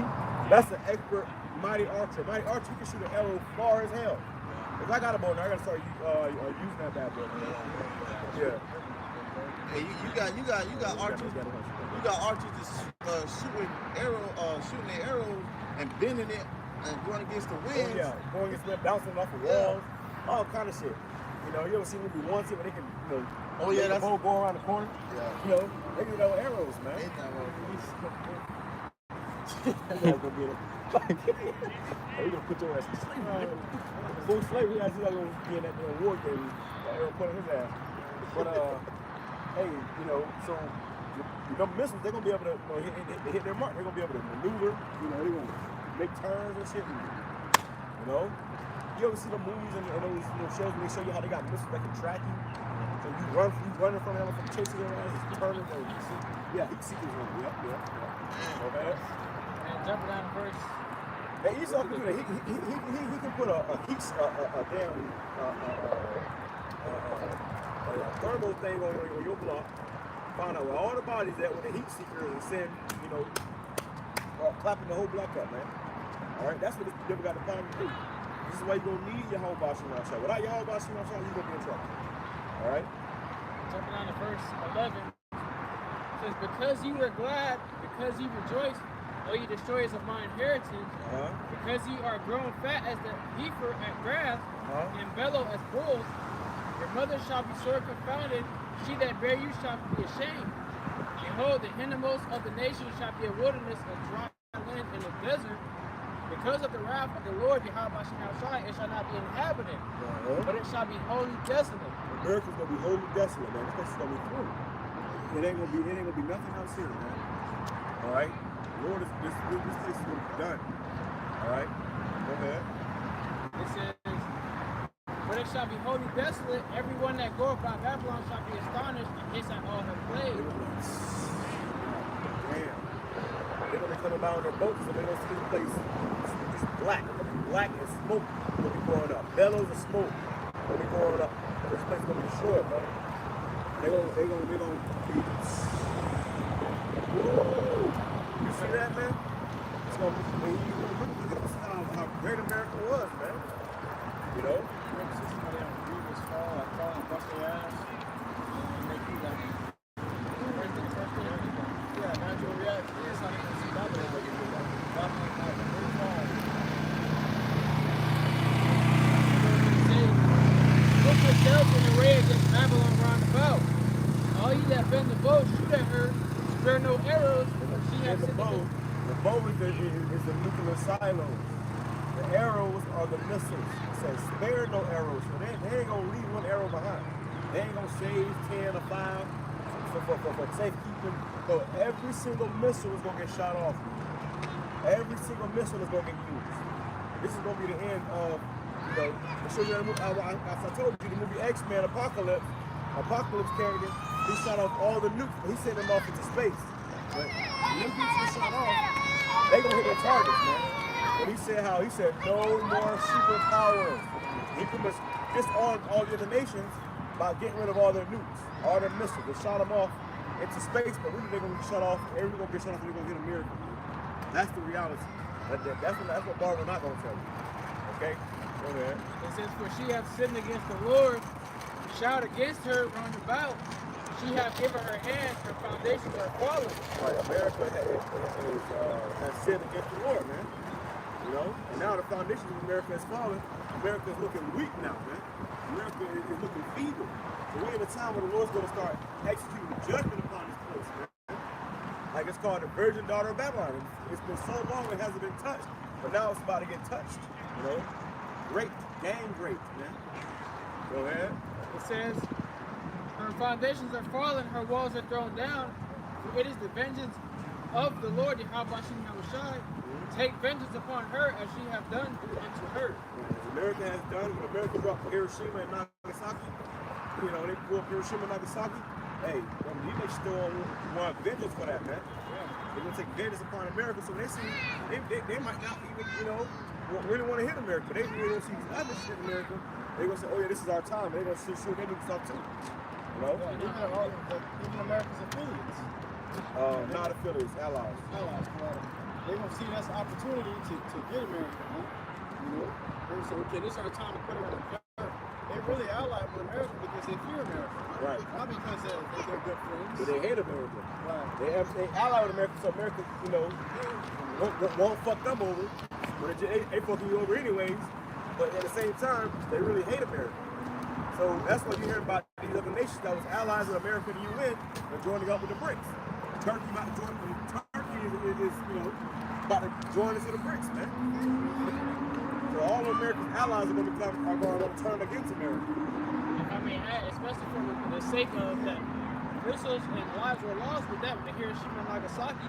Hey, other nations, hey, there's no other nation that have used atom bombs and dropped on other countries, man. You know what I'm saying? No other nation has been able to express their might and their power. All right, so when the other nations have the opportunity to do something, like the brother said on America, they actually going to go full flags. Putin literally has ICBMs named Satan 1 and Satan 2. They named this thing after Satan, man. Right? They call these things adversary because it's about to make a sword destruction. All right, he got a Gen 1 and a Generation 2. And that right, there was And they're going to send them all. Brothers did videos, it was a while back of they were showing how they tested the ICBM, and the person was trying to record watching the ICBM go up, couldn't even keep it in frame. That's how fast they were moving. You know, at first he had it in frame, it was looking off, and then after that he was like this. He was like, oh, there was no amount of him trying to catch up to it was he able to keep it in frame. That way it's going to show you how swift and how sudden that destruction is going to be, man. So, go ahead. What you got first? Well, you know you got it. it's the book of 2nd Ezra. Got it back? Yeah. Okay, you got one? Sarge? Yeah. Okay, a lot of them. I forgot mine, so that's a blessing. Let's look at 2nd Ezra chapter 16 and verse 17. Matter of fact, I'll start at verse 13. For strong is his right hand that bendeth the bow, his arrows that he shooteth are sharp, and they shall not miss, and they begin to be shot into the ends of the world. So those arrows, man, Hold that sound up. If this one comes into I can plug it up. Okay, who got another cord? I got I got armor hard, brother. Yeah, brother, faster the better. Oh. I think that's it. Yeah. You got it's in the car?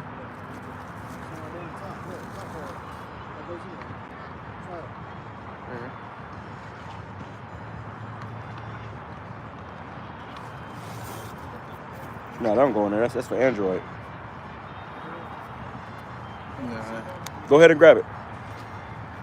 Go ahead. Keep on reading. My bad. Says, and that when it says his arrows that he shooteth are sharp and shall not miss, and they begin to be shot into the ends of the world. So those arrows gonna be sent and it's gonna go across the world, bro. And what can do that, bro? Nukes. Not an actual arrow. You see people that read this, they think, oh, it's an actual arrow that goes all the way across the world.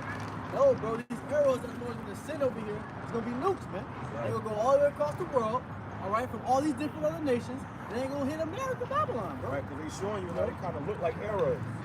You see right here, they're going to go across, inter-ballistic continent, missiles are going to go across from one nation, continent to another continent.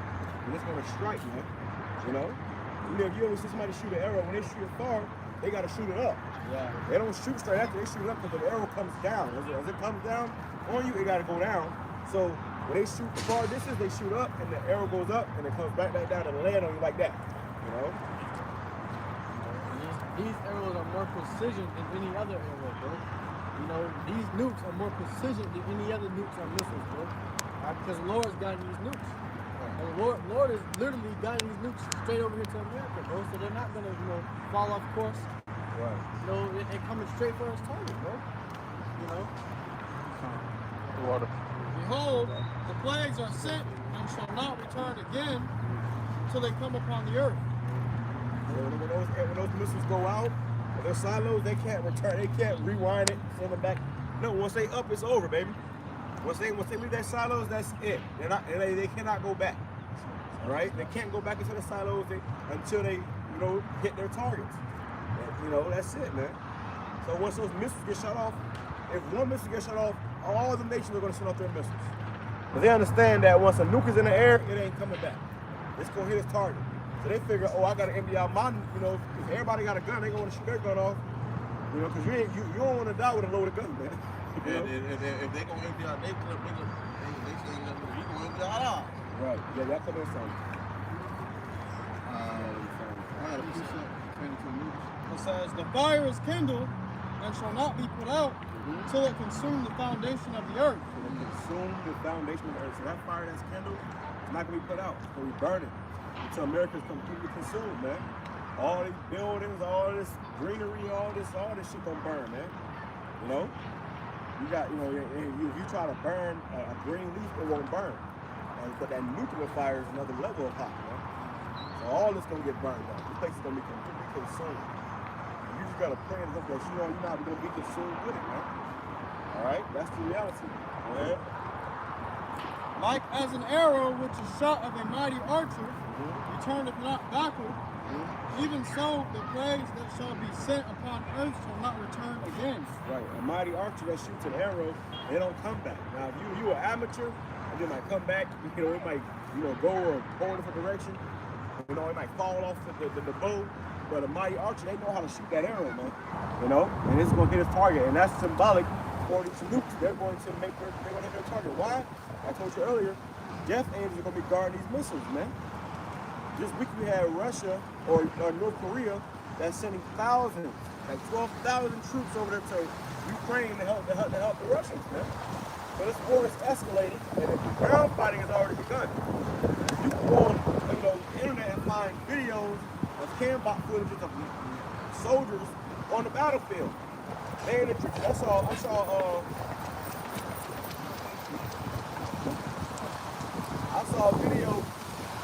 video of, that's how they were running that data. Video was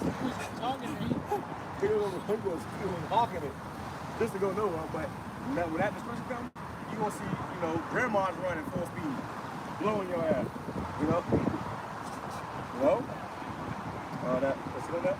Woe is me, who will deliver me in those days? Right. So as we're seeing that, he's like, woe is me, who will deliver me in those days?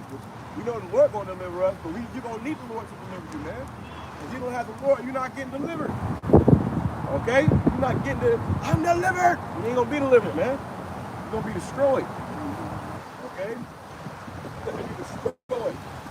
The beginning of sorrows and great warnings, the beginning of famine and great death, the beginning of wars, and the power shall stand in fear. The beginning of famine and great death, the beginning of wars. It's the beginning of these wars, man.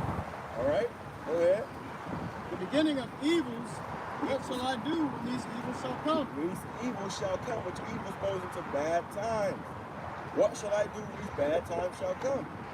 And hey, you better pray to Yahweh Shema Shai. Hope and pray that you don't be, taken by it. Most people will be, man. That's why we out here, bro. If you really think about it, that's why we out here. Prophesying. Pass somebody, see it. We out here for a reason. The Lord got us out so you can see us with your eyes, you can hear us with your ears. So when that day comes, you can't say you ain't know. All right? And that's the book of Jeremiah chapter 50. Hold on, Joe, grab that. I know. Go ahead and bring it on. If you're going to need the Lord, man. If you got the Lord on your side, you will be in trouble. All right, go ahead. This is the book of Jeremiah 51, verse 19. The portion of Jacob is not like them. And portion of Jacob is not like them, man. Okay? Jacob's a different people. Right? Jacob's the former of all things. Okay? Right? For he is the former of all things, and Israel is the rod of his inheritance. So Israel is the Lord's people. The so-called Negroes, Latinos, and Native Americans, you're the Lord's people. Okay? So the Lord gonna judge his people accordingly. You're gonna get judged. Hey, scripture say what? He's gonna start at his house. You're gonna get it first, man. And Jake's gonna really get that judgment. Because what a parent do when their child gets in trouble with their friends, she punishes her child. The parents punish their child. They don't punish the parents as much, but the child will get it, man. You know? So Jake, you should have known better. As being the Lord's inheritance, you should have known better. That's why you gotta get that Jacob's trouble out. Then these other nations, your ass with Jacob's trouble ass is gonna be so horrible that these other nations gonna feel it, man. No, go ahead. And don't let it slip you too, man. These other nations gonna catch hell too. Like Esau, they gonna be catching the effect. They gonna catch some of that effect. Well, Jacob trouble starts with Jake, and it's gonna end with Esau. Yeah, there you go. The Lord Yahweh Shem Yahushai of hosts is his name. Thou art The Lord Yahweh Shem Yahushai of hosts is his name, which means the Lord of armies. That's right. thou art my battle axe and weapons of war. There are my battle axe and weapons of war, so the Lord gonna use his people, okay, to handle war, to destroy these nations. He gonna use his elect to take Shalom, care brother. of How these about you, nations, Mr. man. All right? The Lord, You good, bro? The Lord chose Shalom. Israel, he chose his people. His elect men are gonna go seek you heathens, grab you out of these motherfucking bunkers, and take you down, man. Yo, that's the precious part of when you come to serving Yahweh Shem Shai. You got the opportunity there's an opportunity the Lord can use you as a vessel to demonstrate his wrath, man. Mm-hmm. You see, to be able to, you see all these builders, man. You see all these Edomites. You see your enemies, man.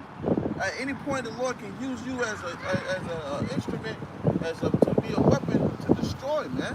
Yeah. You see, that's why brothers hope, man. We hope to be that elect, man, because those elect members are going to be able to take place in those beautiful things, man.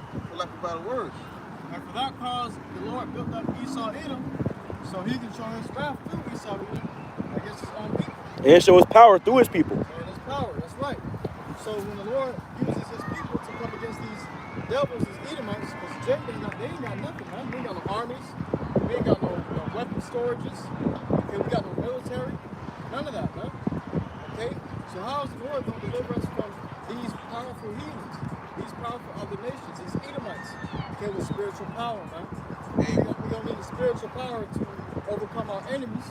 And he's going to look to that scammer, which is to cause to escape, okay? To cause to fly, to evade, to get us away from our enemies, man. There's going to be some otherworldly way, divine intervention, beautiful, to escape, right?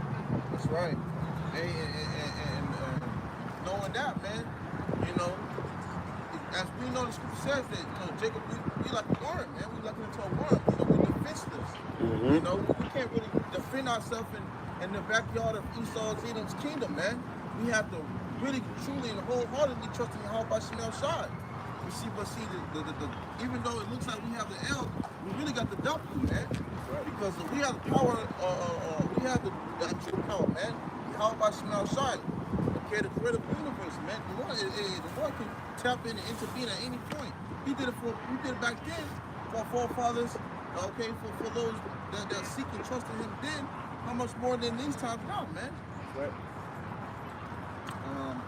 Yeah, appreciate the background. For with thee will I break in pieces the nations, and with thee will I destroy kingdoms. So the Lord will use his people to destroy the nations, break them in pieces, and destroy other kingdoms. Okay? When the chariots come, they're going to get beamed up, the elect can get beamed up, and guess what? Come back down and do the Lord's work. Right. To put these nations in subjection unto the Lord's new world order, man. Right. And listen to the Lord's will. Everybody's going to follow the will of Yahweh Shem Shai, man. They gonna be worshiping all the gods, ain't gonna be no Buddha, no white Jesus, ain't gonna be none of that stuff. It's gonna be Yahweh Shem Shai. And every single person on this earth is gonna bow down in reverence and worship and follow the commandments and laws and statutes of Yahweh Bahashem Yahushua, whether you believe or not. That's going to be your new world order. All right? That's going to be the real new world order. The whole world is going to follow the order of Yahweh Bahashem Yahushua and his men, the elect. Hey, these other nations going to get in line, man. Because there ain't going to be no fighting back then. Right. Ain't going to be no giving us a hard time, rebellious, disobedient. Ain't going to be none of that, man. It's going to be clobbering time if you get out of line. Right. You have the power to execute the law on your ass. Right. And certain laws are punishable by death. Yeah. You got Esau, he talking about he's going to give little dirt, which that nigga deserve it.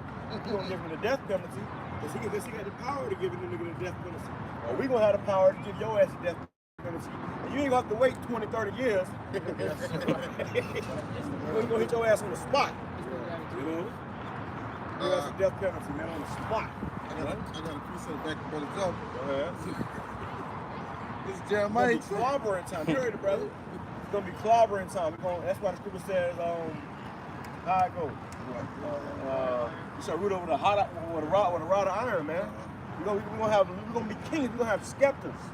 And we're gonna what? You said what? Beat, bust your ass open with a damn emerald stone. Hit your ass with a sapphire stone. Right. Beat. Like the scripture say, and make the next slave clean the stone off. Clean my stone. We're gonna have scepters. And with a scepter, we're gonna be beating y'all across the head. Like y'all beat us with them beating nigga sticks. We gonna beat y'all, man. We gonna be executing the law. Right. I saw a nigga this morning. I saw a video. So I went on, some of my friends went on Twitter, or X went on Twitter. And I saw a nigga get gunned down. A nigga had a mansion. They gunned a nigga down in his own yard, man. All right. So we gonna have the power to do that, man. We gonna be executing judgment. Right. And that's what we fighting for, man. You see, we fighting for that true ruling power seat, man. Which we messed up and we lost. That ability at that time. But now we back in a position of being grooved back into it, man. Right, being grooved back into our power, man. Right. We lost our power. We went away from Yahweh Shem Shai. And now we're coming back to Yahweh Shem Shai. We're running towards him every single day. Right. See, that's what we're doing. You do your videos, your shows, you go to camp, you're running towards the power. You in the world clubbing and bullshit and fucking around, you're running away from the power. You see? When you're running towards the power, though, the Lord's going to clash with you and give you that power. That's how you get the power. All right? That's what we're doing now until the Lord will have mercy upon us, deliver us, and give us that power. Right. See? This is why when Esau come, he come with 10, 20 cops for one man. And they know that we got that power, man. They know who our God is. It's just you ain't know, man. That's right. You ain't know. You think the white Jesus is your God. You think a damn gun is your God. You think a gun gonna save you. No, you gotta connect to your power and truth and sincerity. And the Lord can really show you something, man. Go ahead. It says, it's a book of Jeremiah, chapter 16, verse 16. Behold, I will send for many fishers, saith the Lord Yahweh Shem Shai, and they shall fish them. So right now we're fishing. We're out here. We usually be about a river walk where people come about. We say we're going here this week. We might be over there next week though. They got some Halloween shit going on this week, so we gonna try to avoid all that shit. All right, but usually, look, it's a Matthew over there. But look at all the people over there, man. Yeah, motherfuckers all dressed up, freaked out, But we're fishing. We're fishing. We're throwing that rod into the waters. And we don't want a catfish, a dogfish, a crab. We want, good clean fish. All right, good clean fish, man. Scales and fins. It says let me grab it.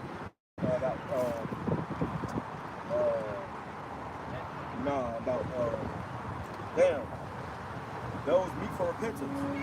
Right? It says, I'll start from the top. Jeremiah 16, verse 16. Behold, I will send for many fishers, saith the Lord Yahweh Shem Shai, and they shall fish them. Yeah, now we're fishing. Right now. And guess what? Fishing season will be over soon.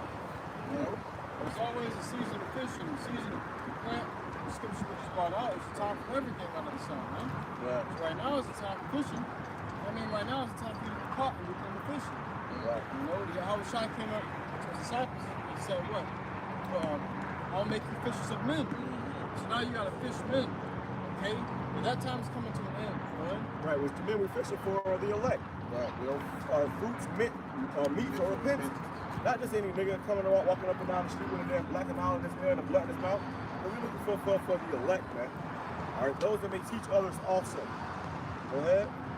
It says, and after. And we say this too, man. If you don't want to do the work, bro, you're in the wrong fucking place, man. This thing's about doing the work. This is about serving. We gotta work. We gotta serve you. How about Shema Shah?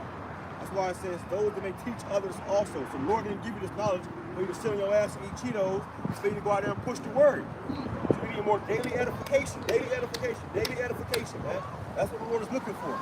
You know, constantly pushing His word out. Constantly. This is what you was created for. We was created to serve Yahweh Shema Shah. We wasn't created to go work at a motherfucking 9 to 5 and go try to be a basketball player or go play fucking tennis. He was created to serve Yahweh Shema Shah. You weren't created to be no damn rapper, no gang banger. You weren't created to be out here fucking off all day long, man. You was created to serve Yahweh Shema Shah. If you ain't doing that, then what the fuck are you doing? All right? If you don't start doing it, the Lord gonna start killing niggas, man. All right? That's why you see niggas get put to death in the most gruesome ways, because they ain't serving the true power of the Bible, man. We're coming back to Yahweh Shema Shah. They going to the devil. Precept. And after will I send for many hunters. Lord gonna send for many hunters. Guess what? We gonna hunt you fucking niggas, man. If you don't want to get right, you don't want to repent, you don't want to come to the ways of Yahweh Shema Shah, hold tight. All right? Right now we speaking to you, but Lord, we just been power, and we gonna start hunting you niggas down, man. Scripture says, they that would not, you got it? Bring it out real quick. Go to that, brother. Luke 19 and 27. But This is not the Bible. Go ahead. But those my enemies wish would not that I should reign over them. So you don't want Yahweh Shema Shah to reign over you? You don't want to serve Yahweh Shema Shah? You don't want to do His will? Go ahead. Bring hither and slay them before me. He said, bring them here and slay them before me. That's right. Okay, so if the Lord, if I'm serving the Lord and the Lord tell me go get that nigga, guess what I'm gonna do? I'm gonna go get that nigga. I don't give a fuck who you is. You can be my damn granddaddy. I'm coming for your ass, man. The Lord give me that power and say, bring me that nigga and slay him before me. I'm coming to get your ass and I'm gonna slay you before him, man. That's what the angels do. The angels do the will of Yahweh Shema Shah. You see, they can't wait. The Lord said, go get it. I'll do it, Lord. I'll do it.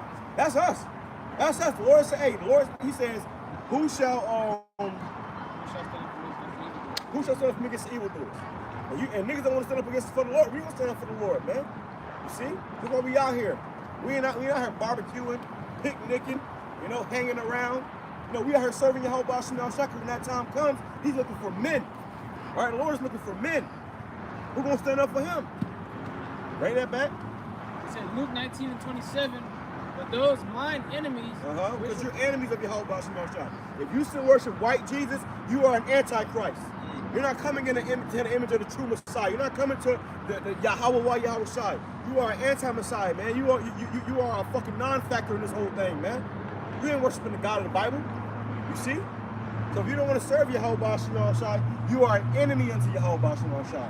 If you don't want Yahweh Shema Shai to rule and reign over you, you are an enemy to Him. It means you are an enemy to us.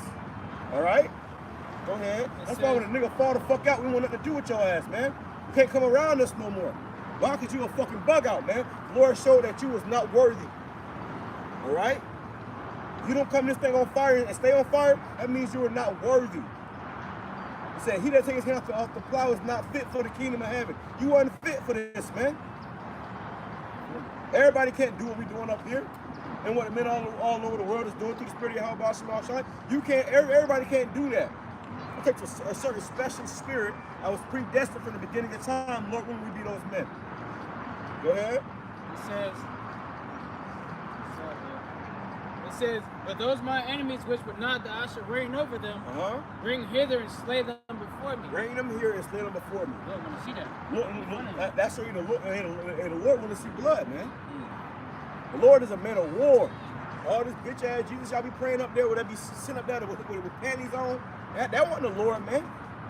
The Lord coming back, He shall not meet thee as a man. He want to see blood. All right? Go ahead. Sit on that. Finish that up, Juan. It says back in Jeremiah chapter 16, read it down a little. after will I send for many hunters. We're gonna send for many hunters. And we're gonna be them hunters, man. All right now we fishing. So it's just, oh yeah, it's just word. But pretty soon it's gonna be action, man. And we're gonna start hunting. Okay? We're gonna be them hunters. Go ahead. And they shall hunt them And we're gonna hunt you, go ahead. from every mountain and from every hill and out of the hole and out of the holes of the rocks. They're gonna try to hide. They're gonna try to hide in bunkers. They're gonna try to hide in dens. And we're gonna pull your ass up out of there, man. These elites, what that song of the wicked, brother? They gonna try to go into hiding, man. They don't live in America.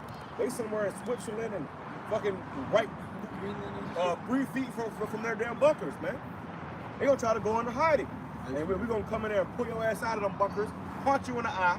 We're gonna go into captivity with 2 black eyes. Hands behind your back, you tied up, going into captivity with 2 black eyes. That's gonna be the first fruits of captivity, man. And if I may add, hey, the brother, he made a beautiful point. And them elites, they're not always far from their bunkers. And you have, and brother, I'm gonna say, I believe it's Iceland and Greenland too as well. There's a whole field of just bunkers. There's a video on YouTube, you can type it in. A guy, Edomite, he builds bunkers though. There's literally a whole field where you have nothing but underground bunkers.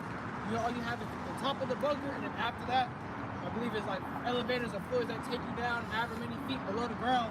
And all those people are residing in those bunkers over there. There's people who actually live down there full time. Right now. And he said he makes a living on that. All he does is build bunkers for a living. Right. He And he built bunkers for elites. You got this guy Bill Gates who got like 12 houses.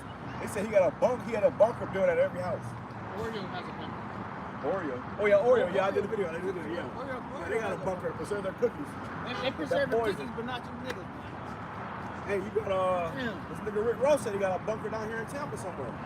How you get a bunker in Tampa? I don't know because we got an aquifer in but he said he got a bunker in Tampa. You know? Go ahead. It says, that's the point. What else I got? I got some saints shall take the kingdom. Go ahead. This is Daniel chapter 7 and verse 18. It says, but the saints of the Most High shall take the kingdom and possess the kingdom forever, even forever and ever. So we're not coming to ask for it. You know, we're not coming to speak treaties and talk it over. No, man. Hey, they coming to take it, man. You know, we ain't negotiating. We ain't trying to do none of that, man. All right, bring it back. It says, but the saints of the Most High shall take the kingdom. They shall take the kingdom, man. Hey, it ain't gonna be none of that talking, man. Okay? The Lord gonna have his men out here with spiritual powers flying up and through here, man. Pulling you, like the brother said, pulling you out the rocks of your houses, all right, in the depths of the ground, in your bunkers. Ain't gonna be nothing, no negotiating, man. Go ahead. Yeah, that's gonna be the next terror in the world, man. Hey, we're gonna pull them out of the bunker. We're gonna be speaking Hebrew. It's gonna be. What are they saying? What are they saying? It's gonna be. And you gonna understand violence. You gonna see. You see in the movie? It's like, what's going on? What's going on? All you see is a fist coming, and then fucking screen go black.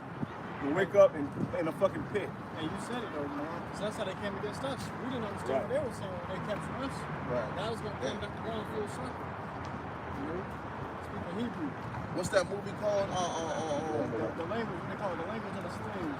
That's a good one too, but it's another one. Going into, we always bring it out. Brightburn, man. Brightburn, right. What you? That was a heavy movie, man. That was a heavy movie. I love that movie. Right. You gotta watch it again. They gotta do a part 2. Yeah. It showed you in the end how he was going viral, going over there and taking the fucking world. Everything. He taking over shit, tearing shit up. They filming it, man. They showed you the views is going super crazy, man. Hey, that's something coming in. That's why they gonna shut the internet off because brothers gonna get power, bro. Exactly. That's right. You saw move, brother gonna get power. You know, brother gonna. He's gonna come and you gonna see brother on the live video. You know how everything they film everything now. That bitch gonna go viral. You gonna see a brother throwing a fucking tank. They gonna come with a tank. Brother gonna jump up and grab a goddamn fighter jet out of the sky. Bring that bitch back and hit the tank with it. You know? That's right. You ever seen Incredible Hulk? I was thinking of that. When he grabbed the helicopter. Grab shit. He folded the goddamn tank up, man. He gonna do that, baby. Okay, and we ain't gotta touch it. We can do it with our minds. We gonna have power, man. That Hulk smash right now. Rumors gonna spread the old way they used to. Now from where people gonna be talking. Yeah, they're gonna be talking, but it's really gonna spread to that internet, man. When that internet, that's when they gonna shut the internet off, bro, because it showed you in the movie Brightburn how motherfucker can watch a video across the world, and that bitch can go viral in minutes, seconds. That bitch can go viral, and that all you saw in that video was just the views going up like fast as hell. So people were seeing that. Can you imagine? That's how the Lord gonna bring my push on his word. He gonna have a brother, you know, do some crazy shit, man. You know? And start putting nicknames on brothers. And I was watching the video here, I sent it to the chat. The guy got killed. Jake, man. He was holding up like satanic signs like that right there and shit. I knew the nigga was linked in with he had a big ass mansion. But he was saying, oh, you don't want to do that, I'm gonna get mad. If I get mad, somebody gonna get hurt.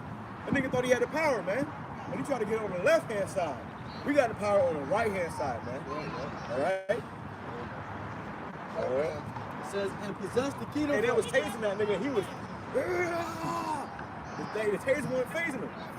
So he went to run at one of the cops, charged one of the cops, and the cop fucking emptied a clip in his ass.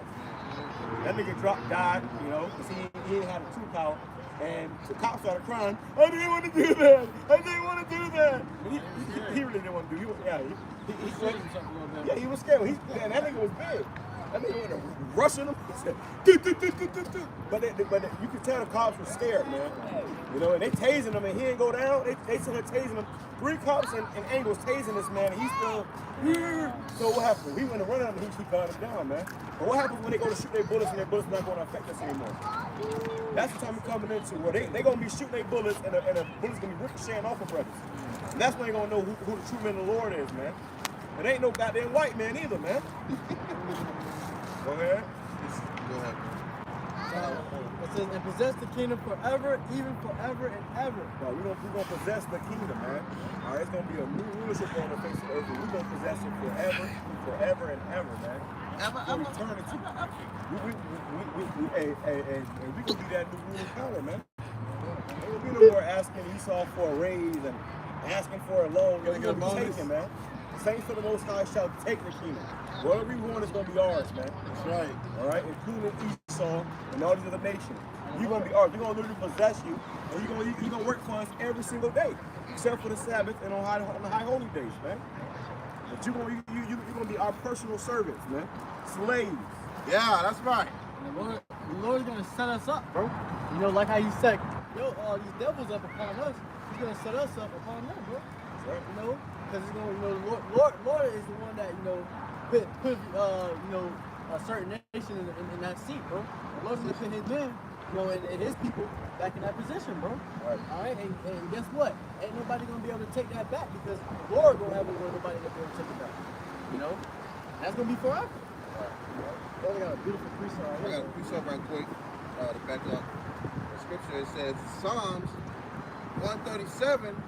I'm gonna read it in the NLT. It says, verse 8, O Babylon, you will be destroyed. Happy is the one who pays you back for what you have done to us. Happy are the ones that pay you back, bro. All right, the Lord gonna use his man, you know, to take the kingdom, bro. We're gonna be happy, bro. You know what I'm saying? All the hell you done put us through, especially hell with shot, bro. When you come back, you take us back, bro. Lord gonna be happy, man. And we gonna rejoice, bro. You know what I'm saying? All the hell you put us through, you know, brothers, you know, doing, you know, 50-hour weeks, bro. And still ain't being able to pay your bills. Still not be able to sustain, bro. You know, brothers really are, you know, going through it, bro. And Babylon has put us through all this hell, man. Right. These devils that, you know, taking us over here into their backyards. Yeah, their backyard, bro. All right, and they put us in this bondage, bro. So when we get that power back, man, through the Lord Yahweh, when we get that power back, we're gonna be happy, man. Hey. Because it says, "Happy are he that dashes their little ones to the stone," bro. You know, so we're gonna be happy even whooping your kids' ass because you did it to ours. Right. You know, you fed our kids to, you know, as alligator bait, man. And we're gonna repay you for what you did to us. Right. What? And righteousness, right. And righteousness, and it's gonna feel good. It's gonna feel good, man. Because look at all the suffering we're going through, man. The Lord says, render unto them double, man. Right. So imagine everything you've done, but more, man. Hey, this devil think they gonna skip on past this, you know, and let's be friends. No, fuck that. Hey, brother. Hey, brother. I had to eat like this to me. Hey, brother. Hey, brother. Don't call me brother. And they don't say that to niggas, man. Yeah. But that's a way of saying They nigga. think we undercover brother. But they honestly, bro, I seen this video, man. Jake was at the airport. I guess he had, he using vulgar language, all right? And this Edomite woman said something to him. And then I guess he started, the Edomite husband was trying to argue with him to protect his woman and jump. And Jake got up. Jake got riled up, bro. Jake was ready to fight because the Edomite told him, take us outside. Jake was like, hey, nah, bro, you got me messed up. He started cussing him out. He's like, let's go. Right. And Esau was scared as shit. Bro, he stopped talking. Hey, bro. So Esau's really, they're really scared of us, bro. Yeah. They know that if they didn't have what they had, the blessing that they have right now, we would take over, bro. Right. They're scared of Jake, man. Hey, they know, man. That's why they, like the brother mentioned earlier, that's why when these police and all these cops, they come super deep, man. One thing, they terrified, man. They terrified, man. Okay? And we got the power of Yahweh Bashim shot, man. They know that too. They know. They even they going back to their peoples, man. Okay? All the way back. They know, man. So when it comes to that, that's why they prepare themselves to what they do. You see? But yeah, we're coming to a time where ain't gonna be no negotiating, no talking, man. That's why the scriptures say, we're paraphrasing, who shall rouse him up, man? They're gonna be roused up for these days coming, man. They gonna start getting pissed off, they gonna start getting tired of it. They gonna be like, oh man. They gonna start seeing Jake turn up, man. They gonna start saying, you know what? Fuck it. Okay? And they gonna lose it. And they gonna start really taking their anger out, man. So you better watch out. If I may add, punch a different point too. Hey, these Edomites, I don't care how big you are, whatever. You can be the strongest bodybuilder, lift the Edomite, man. History is not gonna lie, man. And you have who in Rebecca's womb, Jacob and Esau, who came out first? Who was beating on who in that womb and caused the other nation to run out, man? Jacob was in there putting paws on Esau, man, from the beginning. All right, and the same thing is about to unfold again. But in righteousness, man, the Lord gonna give us that the spiritual power, how righteous are those men. We're gonna put the paws on all you devils, man.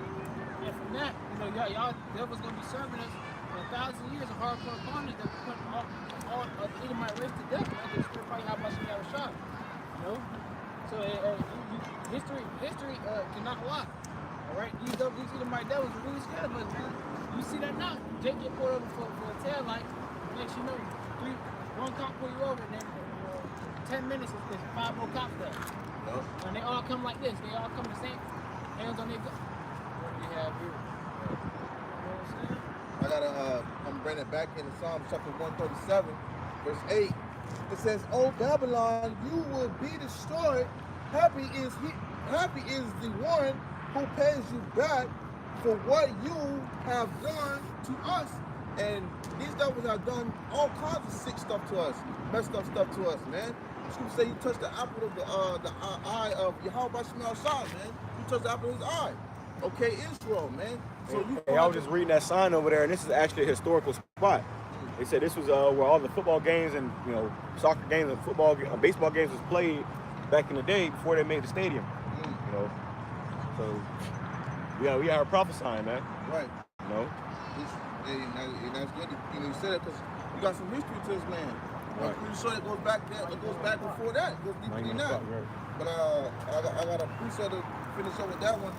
It's Galatians chapter 6, verse 7 says, "Be not deceived, Yahweh Bashim Shah is not mocked. For whatsoever a man soweth, that shall he also reap." So there you have it. You see, so whatever you have done, okay, you're gonna reap also, man. That's why he that leadeth to captivity shall go into captivity. Okay, he that killed with the sword must be killed with the sword. Here's the patience and faith of the saints, man. All right. So bring it back in Psalms 137, verse 9. Let's get ready to close out. Grab last says, precepts. "Happy is the one who takes your babies and smashes them against the rocks." Hey, So- how much Shah gonna put a spirit on his men in that day? But dash your baby against the rock. They're gonna be happy about that, man. And some people may look Yeah, at they ain't gonna let the cops saying, "I didn't want to do that. I didn't want to do that." Crying. They're gonna be happy. They're gonna be looking for another baby to smash on the rock. Hey, we gonna be smiling and laughing, and we're gonna have fucking precious stones in our mouth, man. said, happy shall he be. So the Lord's going to, hey, remember the things that Jacob are going to do in that day is going to be according to who? Yahweh Shah's anger. It's going to be according to the Lord's anger, man. So the Lord is going to put a spirit in brothers, man. So a brother's going to feel the Lord's anger and brothers going to execute. The Lord going to say, go here, and do this. The brother's not going to skip a beat or miss a beat, man. Everything that the Lord told brothers to go out there and do it, it's going to be executed right on mark. That's the spirit. Hey, I was thinking about that. What brother said, with rose of jewels in your mouth. And you know, Jake we gonna look comely, man, as we doing it, you know? Right, we gonna look good. We gonna look like Esau, red beard. face and shit. We gonna look like fucking supermodels. Yeah. You know, jacked up with a beard and start fine. You got a big old smile, you know, right. cheek. But imagine you smiling, you got fucking a row full of like, oh, it was this guy, this nigga Sauce Walker. He just got a $1 million grill. Yeah. He was showing it at the game. He had a $1 million grill. You sitting there cheesing like a damn fucking clown. But it was all diamonds, and diamonds really don't have no actual, like, you know, diamonds ain't all that, man. You know, there's higher precious stones than that, which is, you know, the emerald, the sapphires, the, you know, and you can put them things in your mouth, and that's more expensive too than diamonds, man. And we gonna get ones that's even more precious than that, man. You know, it's gonna be things that's gonna be when them nuclear missiles hit ground zero, man. And the ground starts to deteriorate into a way. Hey, well, even on this side, man, when Kodak had that, and these rappers have it, them niggas getting fake shit in their mouth too, man. Oh yeah. Some of them shit, stones be fake. Them shit, they getting robbed, man. You know, but ours gonna be, everything gonna be real. You ain't gonna see no cubic zirconium on brothers in that day, man. All right, brothers gonna have everything gonna be real, man. Precious stones really just rare stones, man. Stones that you don't see every day. You see diamonds every day, man. And them stones gonna have benefits too, baby. Right, they got benefits, right. They have healing properties. Right. But we're gonna be already perfect anyways. Even coming around us, you're gonna be getting healed. You gonna feel that aura. You gonna feel that aura. Right. Even just coming around and touching us, our vesture. You know, you had the priests who had the 12 tribe stones, the breastplate. Those are precious stones. So when light flashes up, goes through those stones, it shines perfect, you know, beautiful light and colors and stuff, man. That's what the Lord has prepared for those that love Him, man. Do you love Yahweh Shem Shai? This book is Zephaniah chapter 3 and verse 19. Behold, at that time I will undo all that afflict thee, and I will save her that halted, gather her from that was driven out, and I will give them praise and fame in every land where they have been put to shame. We're gonna get praise and fame, man. You know, right now we're infamous, but we're gonna be famous. This is what the Lord had with brothers didn't.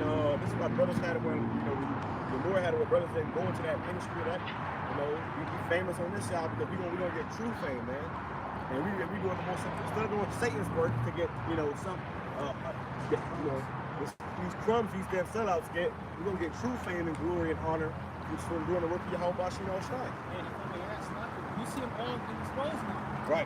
Every celebrity, no matter if you're a rapper, boxer, whatever, everybody, and all these stars in heaven, they follow, man. All these people that sold out on this side, they get exposed. Because in order to go up in the industry, you gotta cast away your bowels while you're living, man. You gotta do wicked and unspeakable things to make it up in that side, man. You know what I'm saying? Yeah, you gotta sell your soul, which means to give up your life, pretty much. Because the Lord owns your soul, but you give up your life to the devil, man.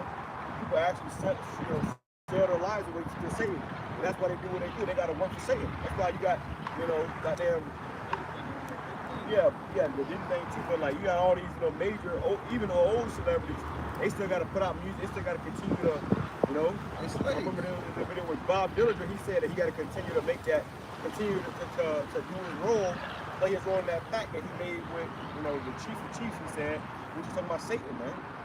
See? With the commander-in-chief, he's talking about Satan, man. But they sold out of Satan, and they pretty much sponsor Satan to push a demonic vibration. But when we gave our lives to Yahweh Shem Shai, pushing out a righteous vibration, which is going to cause us to get true fame and glory, man. See, these niggas that sold out on this side, they're going to wish they were doing what we doing. They already do. Yeah. They wish they was doing what we doing, they wish they didn't want to be at. It's stand there at a good part.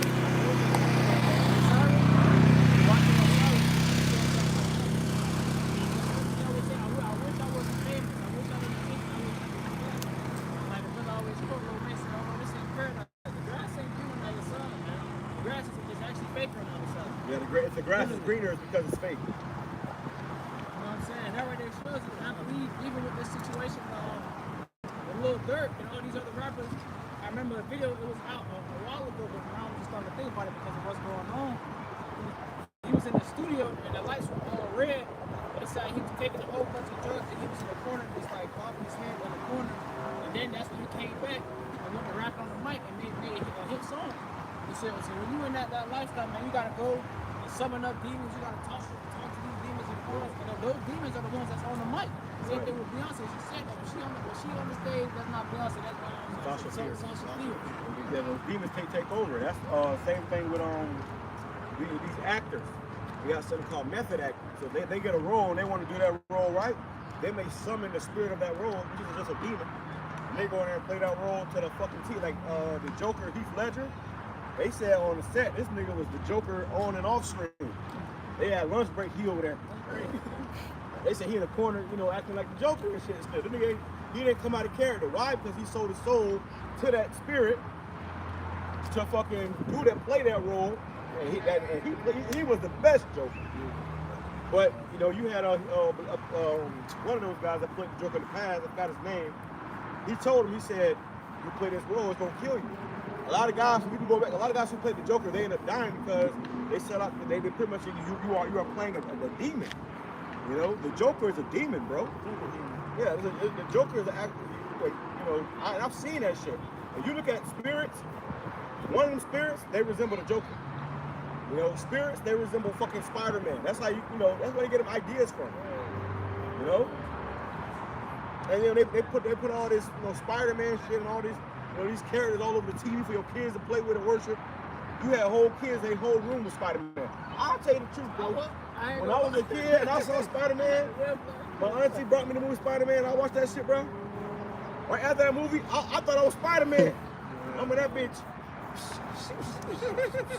But that's a spirit because it's a demon on that shit, man. They put demons on the music, demons in these movies, and they control you with that shit, man. Let's get it close out. No, that was it. So, hey, you know, go when the point was made, all right? This was edifying to watch him, walk seeking the truth and sincerity. We're going to go ahead and close it out by giving all glory and praises to. Yeah, I will buy Yo, start by Shimmer Crocodile. I'm scared that once those across the river, so to the next time we say, Shalom.